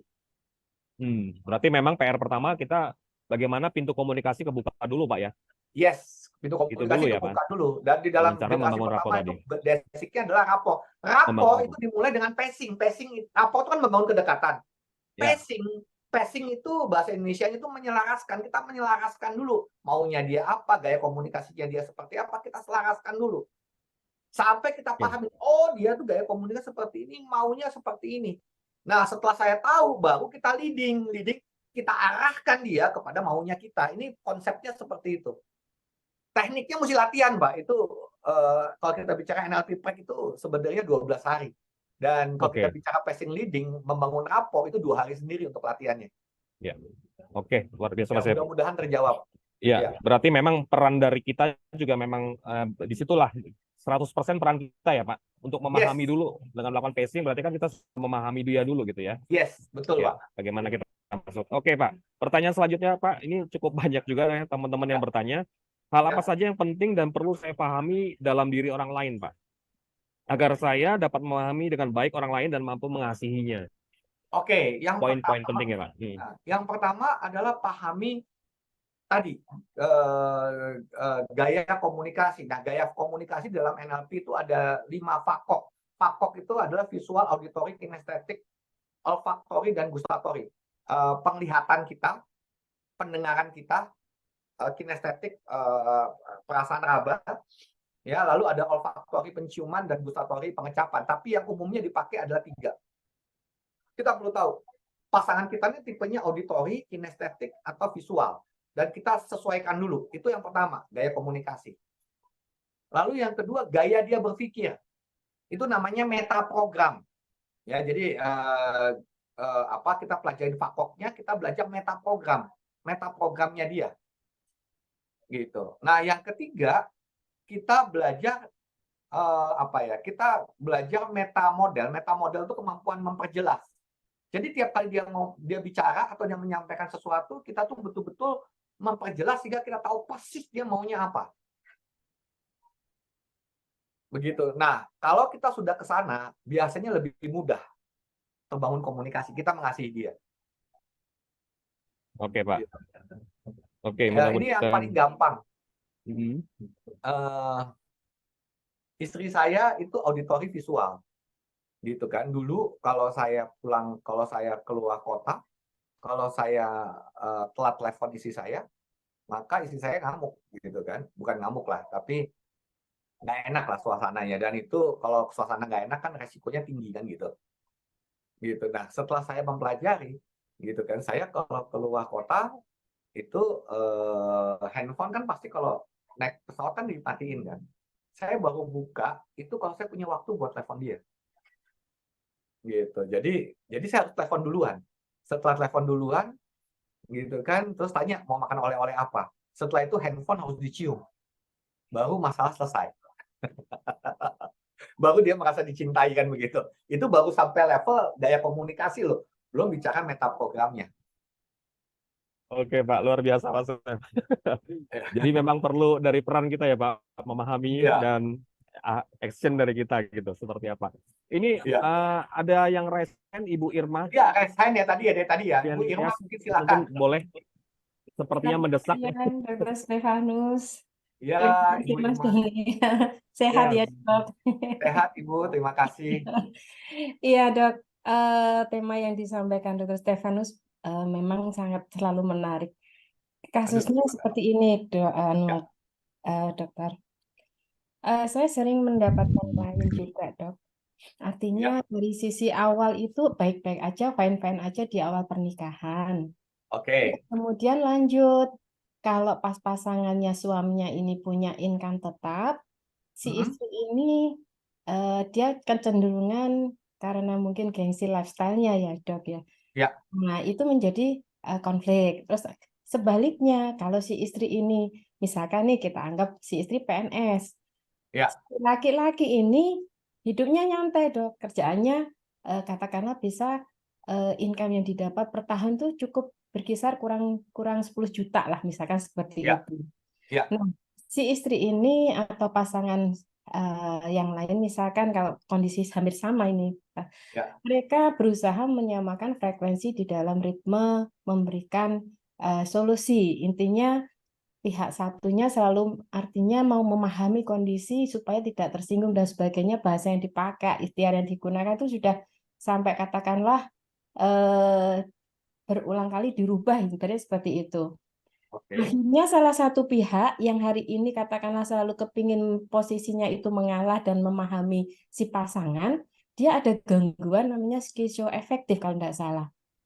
Nah, Mm-mm. supaya bisa mengantisipasi antar pasangan itu jangan sampai gangguan skizoafektif ini, menurut saran Dr. Stefanus sebaiknya komunikasi yang dijalin dari awal mau ada ikatan nikah itu sebaiknya apa perlu dilakukan hitam di atas putih, apa tulisan hitam di atas putih atau gimana ini, Dokter? Ya, Iya, ya. terima Yang kasih. kita perlu, ya, terima kasih Bu. Yang disebut gangguan psikoafektif yang Ibu maksudkan apa ya Bu? Supaya saya Jadi sama pandangannya dengan. jadi kayak ini loh apa depresi ya, depresi tapi dia nggak pernah selalu merasa ada gangguan depresi. Cuman tahu-tahu dia memutuskan sesuatu itu akhirnya nekat ya. Artinya nekat itu tanpa pikiran logis dan sebagainya, yang efeknya kembali lagi dia akan menjadi resiko dia sendiri untuk misalkan nih saking stresnya, katakanlah hampir rata-rata itu akhirnya aku nekat Mbak ambil hutang misalnya seperti itu. Padahal untuk rasio kemampuan membayar hutang itu sendiri mereka sangat-sangat yakin aku sebenarnya nggak mampu, tapi nek gak nekat ngene aku ya opo. Ben dadi pelajaran untuk pasangan yang hari ini kerjanya santai-santai aja, seperti itu loh, Dok. Itu yang banyak. Oh, berarti orang ini, jadi si A ini Iya, punya harapan pasangannya itu berubah. berubah, Iya, lalu pada waktu pasangannya tidak berubah, maka si A ini lalu mengambil tindakan yang agak ekstrim iya, betul. sehingga dengan harapan dapat memaksa si pasangannya berubah kan gitu ya Bu? Iya, harapannya Ya, mungkin kayak gitu toh. Tapi ya, dampaknya malah justru dia sendiri yang kena gangguan skizoafektif ini, Dok. ya. Nah, pengalaman saya Bu, kalau itu biasanya itu berhubungan dengan trauma masa kecil Bu. Oh, malah Gitu. justru Justru kita perlu konseling dia untuk trauma masa kecilnya. Karena kan dia berharap sama pasangannya Bu. Artinya dia belum mampu untuk dewasa secara emosional sehingga ya sudah kalau pasangan saya seperti ini lalu saya bagaimana supaya dewasa kan gitu Pak Bu. Gitu. Apa Eh, mungkin penyebab rasa capek juga ya, ya Dok ya? Karena bagaimana? mungkin rasa capeknya si pasangan yang hari ini punya income tetap itu, Hmm, akhirnya semua kebutuhan yang hari ini katakan notabene harus dipenuhi berdua itu kan kayak satu pihak aja kan, Dok. betul, Heeh. betul. Dan dampaknya dia mikir hari ini aku punya beban berat, biar dia juga bisa paham. Tapi toh nyatanya di saat solusi itu yang diharapkan dia tidak terrealisasikan, malah justru dia mengalami tingkat depresinya yang hari ini tanpa dia sadari itu loh. Dok. Betul, Bu. Karena gini, di dalam NLP itu kan ada sebuah dinamika proses untuk manusia menjadi excellent, Bu. Hmm. Ya, kami dari para master trainer ini lagi mendesain sebuah program yang namanya dynamic transformation. Jadi bagaimana kita membantu manusia yang dinamis ini, karena manusia itu kan tidak statis, Bu. Manusia kan dinamis, Iya, mengalami sebuah proses transformasi kan gitu ya, Bu. iya. Nah, ternyata sebuah proses transformasi ini baru bisa terjadi kalau seseorang sudah bisa move on dari masa lalu. Hmm. Ini Move on dari dari yang income-nya tidak tetap tadi ya, Prof. Yang Dok, kita yang kemungkinan dua-duanya, Bu. Kemungkinan dua-duanya. dua-duanya. Contoh, kita mulai dari yang tadi yang mengambil tindakan ekstrim dulu ya, Bu. Iya, siap. Yang dia income-nya tetap, dia merasa ngambil beban terlalu berat, dia Iya, kecewa dengan pasangannya, lalu dia iya, sampai nekat. Iya, mengambil tindakan yang merugikan dirinya sendiri kan gitu ya, Pak. betul. Nah, itu kita akan analisa masa lalunya dia seperti apa. Hmm. Gitu, masa lalunya dia seperti apa yang membuat dia sangat bergantung dan berharap pada orang lain. Sehingga kalau orang lain tidak memenuhi harapan dia menjadi sangat kecewa, sangat marah, lalu menimbulkan ekstrim tadi kan gitu ya, Bu. Hmm. Nah, ini kita bereskan dulu. Nah, kalau kita bereskan dulu, maka dia sudah sampai di zona netral. Artinya dia sudah move on dari masa lalu dia. Nah, pada waktu dia move on dari masa lalu dia mampu melihat realitas secara apa adanya. Oke, pasangan saya itu seenaknya, pasangan saya itu tidak bertanggung jawab, contohnya gitu ya. Ini karena kalimat seenaknya itu sendiri sudah pemaknaan dari sebuah peristiwa kan, Bu? Iya. Gitu kan? Kalau kita mau bicara yang lebih tepatnya lagi kan, kalau orang sudah sehat dia akan cari tahu kepada pasangannya, kok kamu seperti ini, ada apa? Nah, kalau dia cari tahu, mungkin pasangannya jadi terbuka. Iya, karena saya juga sudah berusaha. Mungkin kita kan nggak tahu apa yang terjadi ya, Bu. Iya, betul. Memang penghasilan dia tidak tetap, dia memang sudah berusaha, tapi dia mungkin tidak mendapatkan hasil yang dia mau, gitu kan, Bu? Iya. Nah, kalau yang pasangannya ini sudah sehat, dia akan melihat kalau gitu kontribusi kamu apa. Nah, nanti pasti dia akan menemukan kontribusi unik dari pasangannya. Mungkin bukan uang, tapi apa? Mungkin lebih bisa menghemat, atau mungkin bisa bantu apa gitu loh, Bu. Iya. Sehingga dapat terbentuk kerjasama. Ini kita lihat dari sisi satu, istri yang nekat atau pasangan yang nekat. Lalu pasangan yang lalu kelihatannya seenaknya tadi, juga kita lihat loh, kok dia tahu pasangan seperti itu, kok dia diam aja kan begitu ya, Bu? Iya. Pada waktu diam aja, apakah karena dia ada luka batin juga, atau karena dia kebingungan, yang nggak tahu caranya gitu loh, Bu. Betul. Nah, kan berarti kan yang kedua ini juga perlu dibangun juga gitu loh, skillnya, kompetensinya, sehingga dia mampu kontribusi uniknya keluar gitu loh, Bu. Gitu. Memang butuh Jadi proses memang waktu diberesin panjang ya, dua-duanya. ya Dok ya. Bagaimana, Bu? Membutuhkan waktu yang luar biasa. Kalau memang hari ini kita mau menyamakan pola, artinya pemahaman dari mindset masing-masing itu loh, Dok. Jadi Betul. ya kesadaran juga harus muncul, artinya oh ternyata pasanganku ini memang sebatas potensi yang dia miliki. Mungkin si yang punya income tetap nih saking jengkelnya yang dia lihat ke sisi lemahnya, Betul. kekurangannya. Tapi satu sisi si yang lemah ini merasa kayak nggak punya penghargaan, istilahnya nggak Nah, dihargai. dia Itu nggak butuh penilaian. dia butuh dihargai, tapi selalu dia tanda kutip dijatuhkan gitu kan. Iya, Makin nggak percaya betul. diri dia kan, kasihan. Iya, betul. Iya, jadi ibaratnya saya sering ini Dok, Iya, diminta untuk membenahi sisi keuangannya kan. Sebagai ya, advice kita kan harus memposisikan tidak hanya cukup sebatas sisi keuangan yang kita coba ya, konseling kan ya, tapi ya. merambah dari mentoring dan sebagainya, dari psikis dan sebagainya. Saya sempat kaget ini, kok jadi merambah kemana-mana ya area yang kita hadapi. Saya Iya, selalu ingat jenengan ini Dr. Stefanus. Aku iya, kelingan Dr. Stefanus bisa sabar kan dari iya. itu yang Tapi yang saya lakukan, Bu, kalau sudah melihat bahwa ini masuknya agak berat ke apa namanya, inner child atau dia ini, biasanya saya akan apa ya namanya ya, saya akan membantu dia menyadari bahwa setiap dari kita perlu penyembuhan gitu loh, Bu. Hmm. Biasanya saya akan refer ke psikolog, ke psikiater, atau orang yang memang kompeten melakukannya, Bu. Siap-siap. Artinya berarti sama-sama harus kita sembuhkan dulu dari sisi mentalitasnya dulu ya, Dok ya. Betul, Bu. Ya, baru Betul. kita berbicara masalah sisi keuangan mereka supaya Ya, biar bisa nyambung ya ini, Dok ya. Jadi supaya betul. ya siap-siap, Nggih. Betul. Karena kalau keuangan itu teknikal, Bu. Kalau orangnya Iya, sudah siap, itu maka mudah betul, aplikasinya. betul. Iya, Ya, selama belum mentalitas ini katakanlah eh tersembuhkan istilahnya. Tapi ya, kadang saya sendiri dari teman-teman psikiater itu selalu ya, nanyakan ini juga, Dok. ya, Ciri khas orang-orang yang mentalitasnya hari ini habis terganggu kemudian stabil itu apakah bisa istilahnya apa ya, bisa dikatakan zona aman.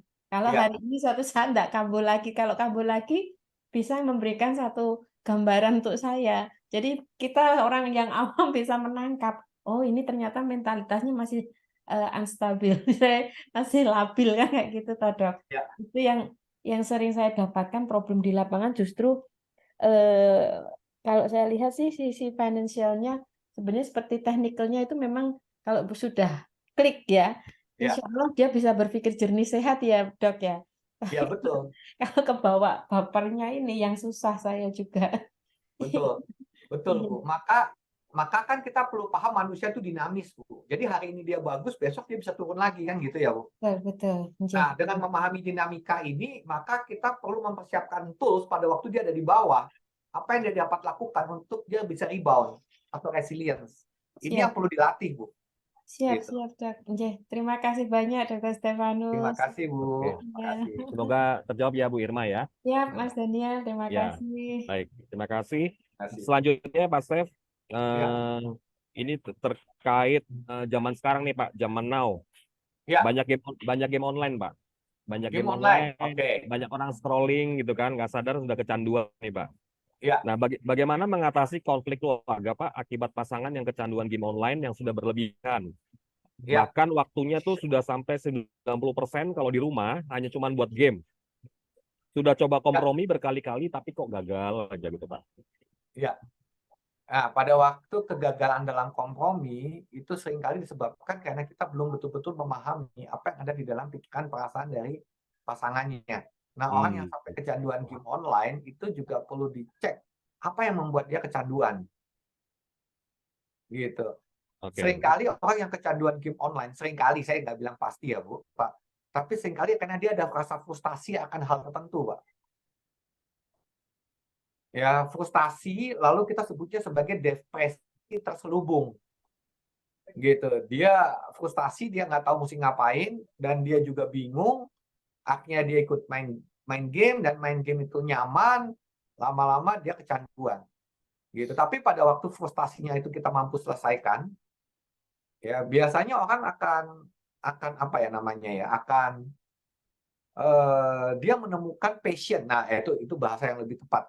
Ya, di dalam NLP generasi ketiga kita belajar bagaimana menemukan passion dari orang itu. Nah, kata passion itu bukan berarti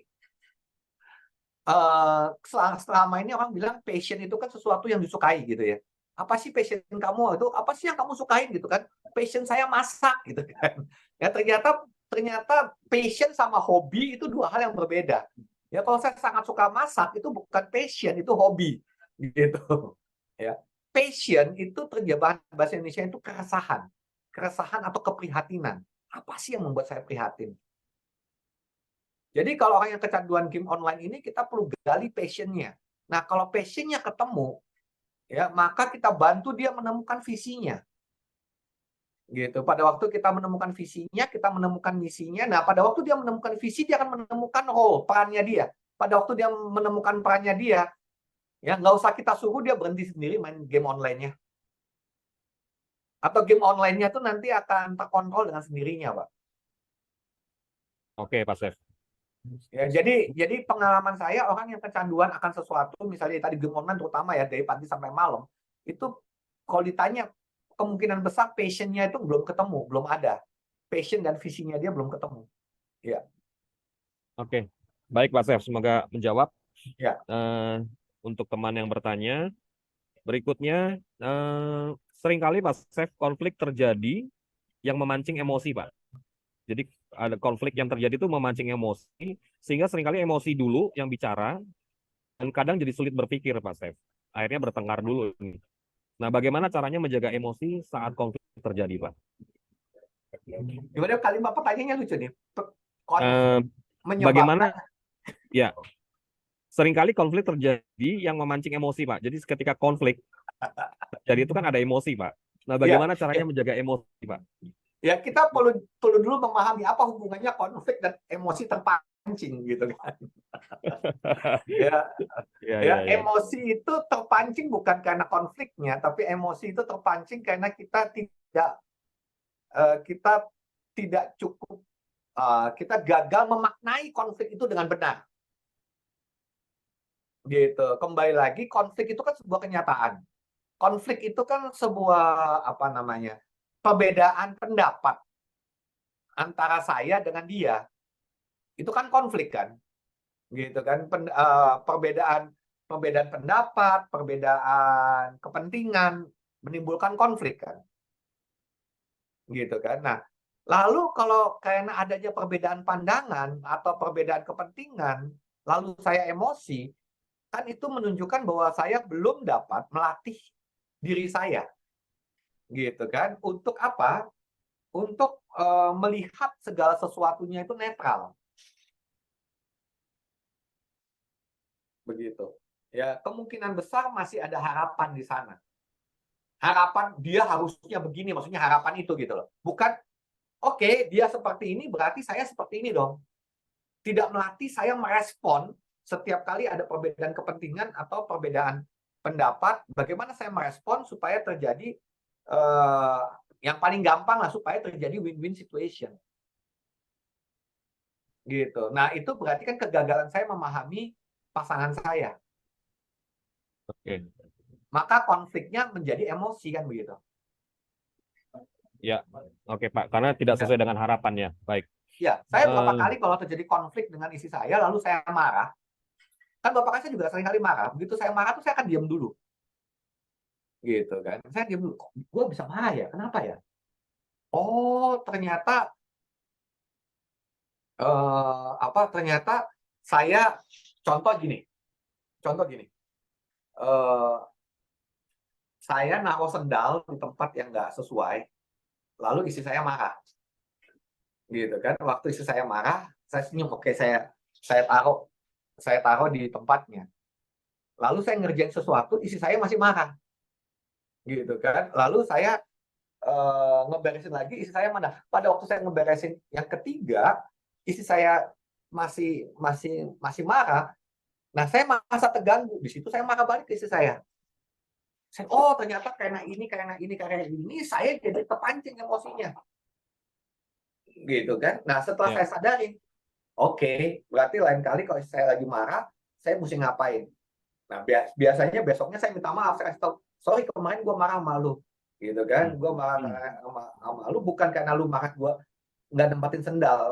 Waktu kamu marah sendalnya nggak di tempatnya kan, saya terima, saya sudah tahu ini. Sudah tahu di tempatnya, tapi kamu masih marah 2 kali dan ketiga kali. Dan yang ketiga kali ini saya dalam kondisi seperti ini, itu membuat saya marah sama kamu.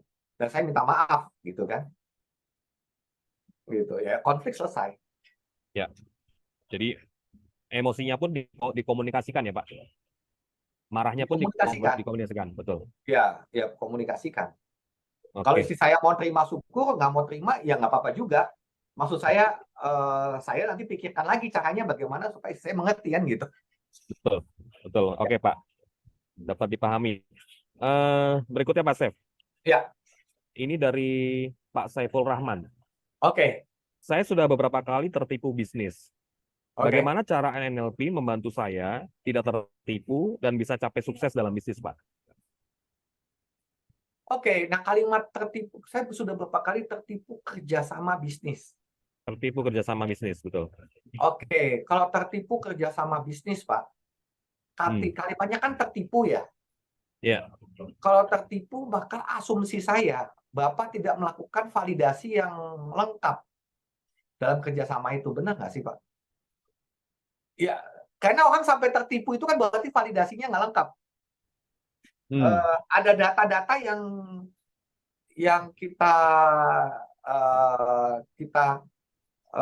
kuasain bersama, kita tidak validasi dari awal. Perjanjian kerjasamanya tidak melindungi kedua belah pihak, makanya dapat tertipu kan begitu.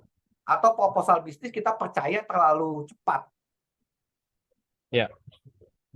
Begitu. Berarti, Itu kalau kita bicara tertipu ya, kata-katanya tertipu soalnya, Pak. ya, Gitu. Bagaimana cara terbaik untuk mengatasinya, Pak, supaya saya bisa mencapai goal dalam bisnis. Nah, sekarang kalau kita bicara mencapai goal dalam bisnis, itu bukan hanya bicara bagaimana Bapak tidak tertipu. Karena kalimat tertipu itu kan berarti kita perlu betul-betul memahami siapa partner saya, karakternya seperti apa. Saya percaya sampai dia, batasnya sampai mana. Nah, itu kan bicara bagaimana saya bertanggung jawab pada mengevaluasi partner kerja saya.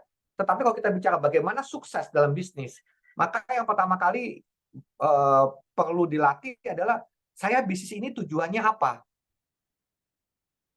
Begitu. Ya, tujuan itu artinya gini, kenapa kalimat tujuan itu bukan berarti ambisi. Kalau ambisi gini, ada orang kalau ditanya, kamu bisnis ini tujuannya apa? Dapat untung sebanyak-banyaknya. Ya, dapat untung sebanyak-banyaknya. Dapat untung sebanyak-banyaknya itu ambisi, Pak. Teman-teman ya. Ya, dapat untung sebanyak-banyaknya itu ambisi. Gitu kan? Saya pengen punya uang yang banyak, itu ambisi. Gitu. Ya, tetapi yang namanya tujuan itu bicara passion kamu. Kenapa kamu mengambil bisnis ini gitu. Contoh, kenapa kamu bisnis kopi? Karena sekarang kopi lagi banyak, Pak. Kalau bisnis kopi sekarang kalau kopi lagi laku. Nah, jadi saya ikut arus gitu kan, saya ikut arus. Dengan saya bisnis kopi, maka saya berharap untungnya banyak. Nah, biasanya yang ikut-ikutan seperti itu, nanti ujungnya rugi, Pak. Kecuali dia ikut franchise, ya. Bisnis kopinya franchise. Karena dia akan ngikutin visinya si pembuat franchise. Nah, yang saya maksud dengan yang namanya tujuan adalah gini. Kenapa kamu bisnis kopi? Ada keresahan apa? Saya resah kopi-kopi yang ada sekarang ini mutunya nggak bagus. Jadi orang minum kopi itu sebenarnya nggak dapat manfaat. Jadi saya ingin memperkenalkan kepada masyarakat Indonesia kopi yang benar itu seperti apa. Harganya sedikit lebih mahal tapi rasanya lebih enak dan mereka betul-betul dapat menikmati kopi. Nah, itu yang namanya passion dan nanti jadi misi. Atau saya melihat sekarang kopi itu tidak lagi dinikmati, hanya diminum aja. Kenapa? Karena to go. Nah, karena itu saya pengen bikin coffee shop di mana orang tuh dapat bersantai, orang dapat bekerja, ya sehingga dia dapat menikmati kopinya dengan lebih baik. Itu ada passion, ada gairah. Jadi tujuan saya bikin coffee shop apa? Supaya orang yang beli di kopi saya dapat menikmati kopi dengan suasana yang lebih baik misalnya. Ya, dan kalau orang nggak ketemu passion dan visinya, maka bisnis itu akan agak sulit untuk mencapai sukses. Ya, mudah-mudahan terjawab ya Pak Saiful tadi ya. Mudah-mudahan terjawab ya. Pak Saiful. Saiful Jadi Ahmad. ada dua tadi ya, bagaimana mencapai sukses itu bicara passion dan visi. Kalau bagaimana tertipu ya tadi, bagaimana kita mengevaluasi partner bisnis kita. Oke, baik Pak Saif. Ya. Semoga terjawab. Berikutnya Pak dari Ibu Winarsih Ramdhani. Ramdhani ya, Ibu Winarsih. Ya.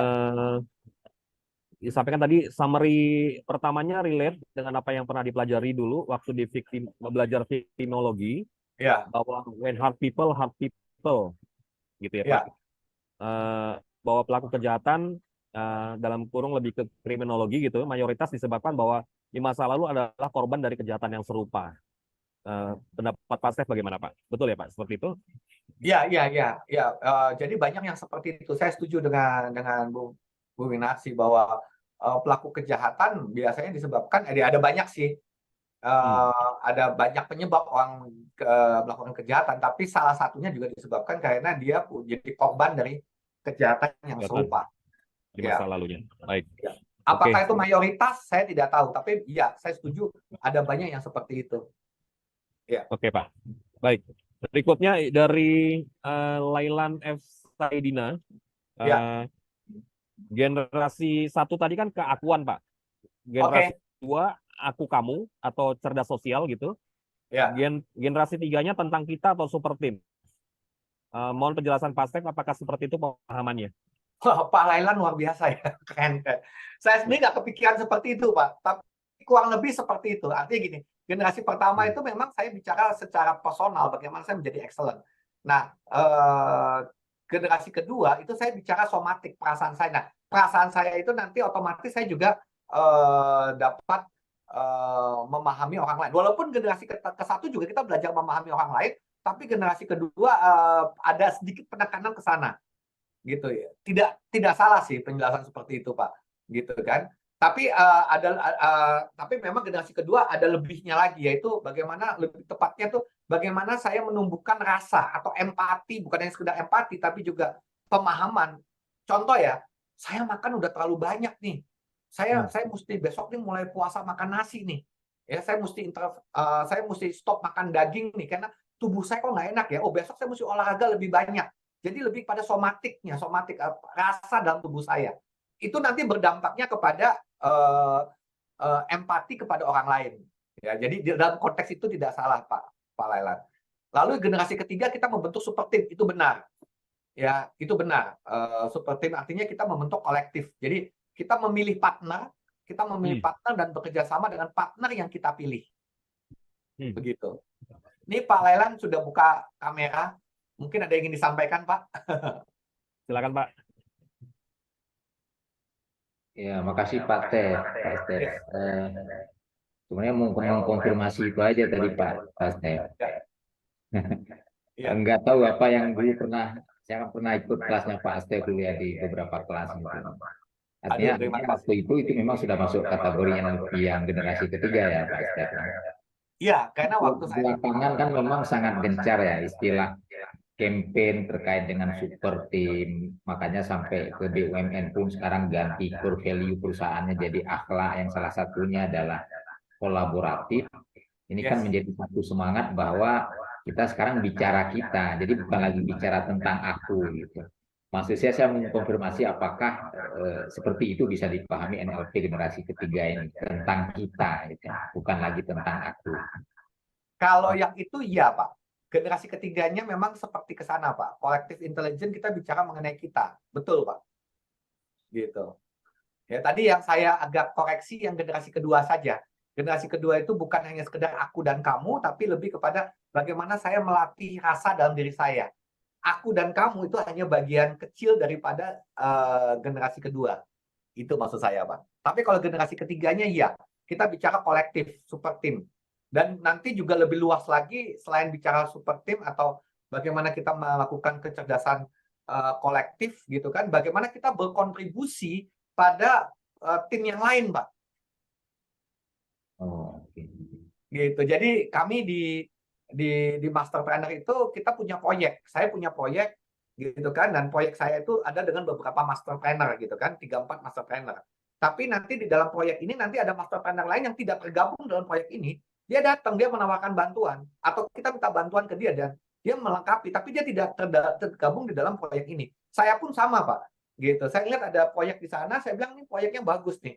Saya bisa berkontribusi, tapi saya tidak masuk dalam tim itu. Ya sudah, saya datang, saya bilang saya dapat berkontribusi ini. Jadi bukan hanya sekedar super tim, tapi bagaimana super tim ini personalnya juga dapat membantu tim lain menjadi super tim gitu loh, Pak. Okay, gitu. Itu disebut kolektif, Pak. Apa? Thank you, makasih Pak. Thank you, Pak Lelan. Oke, baik. Terima kasih Pak Lelan atas partisipasinya. Satu pertanyaan lagi, Pak. Pertanyaan terakhir. Ya. Ini dari Ibu Winarsi Ramdhani lagi nih, Pak. Yes. Pertanyaan beliau adalah bagaimana memutus mata rantai, Pak, bagi seseorang yang pernah mendapatkan perlakuan tidak menyenangkan di masa lalu yang sudah menjadi trauma. untuk tidak menjadi pelaku di kemudian hari gitu. Baik Ya, pada orang yang bersangkutan atau pada orang yang tidak ada hubungan dengan peristiwa di masa lalu. ya, proses penyembuhan yang kalau kita bicara konkretnya berarti berarti orang itu perlu dikonseling, Bu Winarsi. Ya, itu konkretnya. Dia dikonseling, ya dibantu, ya perlu seorang profesional konselor yang membantu dia untuk mampu menyadari ya bahwa pengalaman masa lalu yang menjadi trauma itu ternyata bermanfaat untuk dia saat ini. Ya, jadi kalau kita bicara proses penyembuhan itu kan ada beberapa tahapan ya. Yang pertama adalah menyadari. Saya menyadari di masa lalu saya punya trauma. Gitu ya, awareness. Gitu kan, kalau dia nggak menyadari kan nggak bisa sembuh gitu kan. Nah, setelah menyadari, maka masuk yang kedua, yaitu menerima. Gitu. Saya menerima bahwa di masa lalu ada sebuah peristiwa. Gitu, dan peristiwa itu saya maknai buruk. Gitu. Jadi tahap pertama adalah menyadari, tahap kedua itu adalah menerima, acceptance. Jadi awareness, acceptance, gitu kan. Nah, lalu peristiwa tahap ketiga ya, yaitu saya nyebutnya gitu. Bagaimana saya bertanggung jawab, responsible. Gitu. Saya oke, itu terjadi dan saya bertanggung jawab untuk memperbaikinya. Gitu. Nah, setelah saya bertanggung jawab, maka masuk pada tahap keempat, yaitu forgiveness. Bagaimana saya membantu diri saya memaafkan peristiwa itu. Baik saya memaafkan diri saya maupun orang-orang yang terlibat. Nah, setelah itu masuk ke tahap kelima, bagaimana saya mampu melihat bahwa peristiwa itu ternyata tidak buruk loh. Peristiwa yang saya anggap buruk itu ternyata berdampak baik loh, menguatkan saya loh. Ternyata membuat saya menjadi pribadi yang seperti ini. Menjadi pribadi yang unik. Setiap peristiwa buruk di masa lalu, itu sebenarnya akan membuat kita menjadi pribadi yang unik. Nah, yang unik ini kalau kita develop, itu akan membuat kita menjadi seseorang yang berkualitas. Bagaimana saya mampu bersyukur terhadap peristiwa itu. Nah, ini butuh profesional konselor yang dapat membantu. Mudah-mudahan terjawab, Bu Winarsi. Oke, baik, Pak Stef. Semoga terjawab ya, Ibu Winarsi. Mungkin itu tadi Pak sebagai pertanyaan terakhir ya Pak, Mas Stef. Terima kasih. Terima kasih atas sharing Bapak siang hari ini.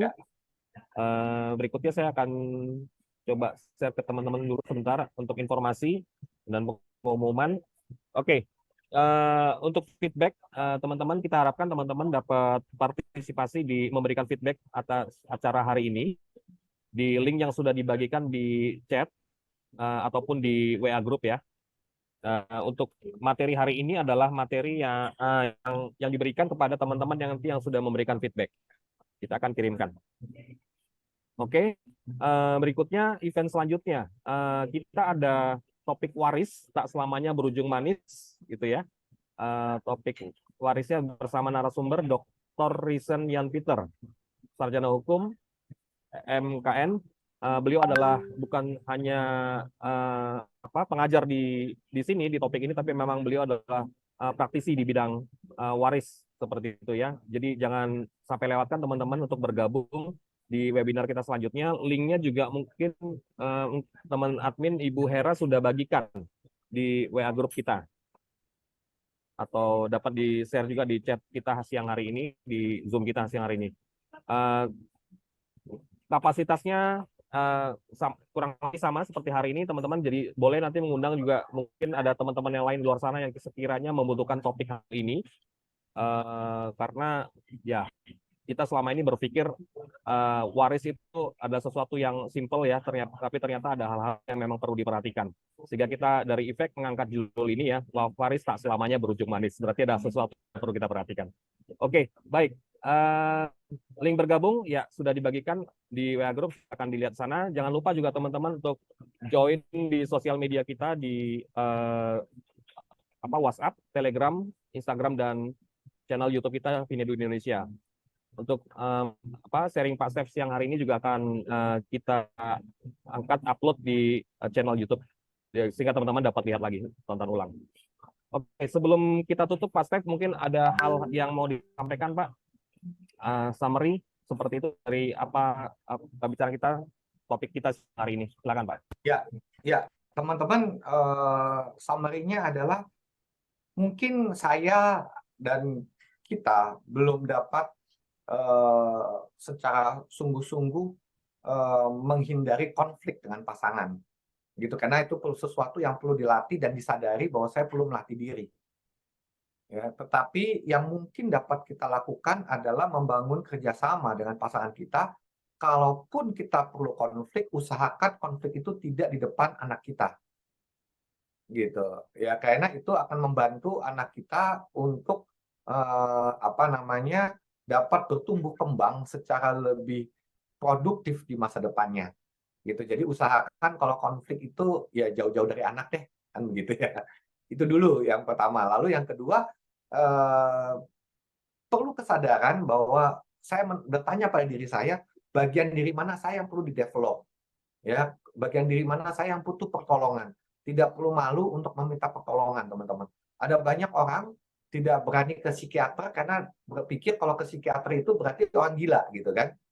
Ya, diketawain di luar negeri, teman-teman, dan sekarang pun psikiater dan psikolog Indonesia sudah punya kualitas tertentu yang sudah dapat diandalkan sebenarnya, gitu. Jadi datanglah ke psikiater, ke psikolog atau ke konselor profesional pada waktu teman-teman membutuhkan bantuan itu, gitu kan. Kata kuncinya sederhana. Ya, kapan kita sembuh? Pada waktu kita mampu melihat peristiwa itu dengan rasa syukur. Yang tadinya kita melihat itu dengan rasa marah, dendam, sakit hati, saya mampu melihat itu dengan rasa syukur, berarti kita sudah sembuh. Begitu, teman-teman. Oke, baik Pak Stef, terima kasih atas sharing Bapak siang hari ini Pak. Semoga bermanfaat juga buat teman-teman, buat rekan-rekan yang sudah mendengarkan, sudah ikut serta di acara kita siang hari ini. Jangan lupa kita undang juga untuk di acara berikutnya. Link untuk webinar berikutnya sudah kita bagikan, langsung dapat gabung di WA Group tersebut. Baik, akhir kata dari saya ucapkan terima kasih buat partisipasi teman-teman semua siang hari ini. Salam sejahtera, salam sehat selalu. Sampai jumpa. Thank you. Terima kasih, teman-teman.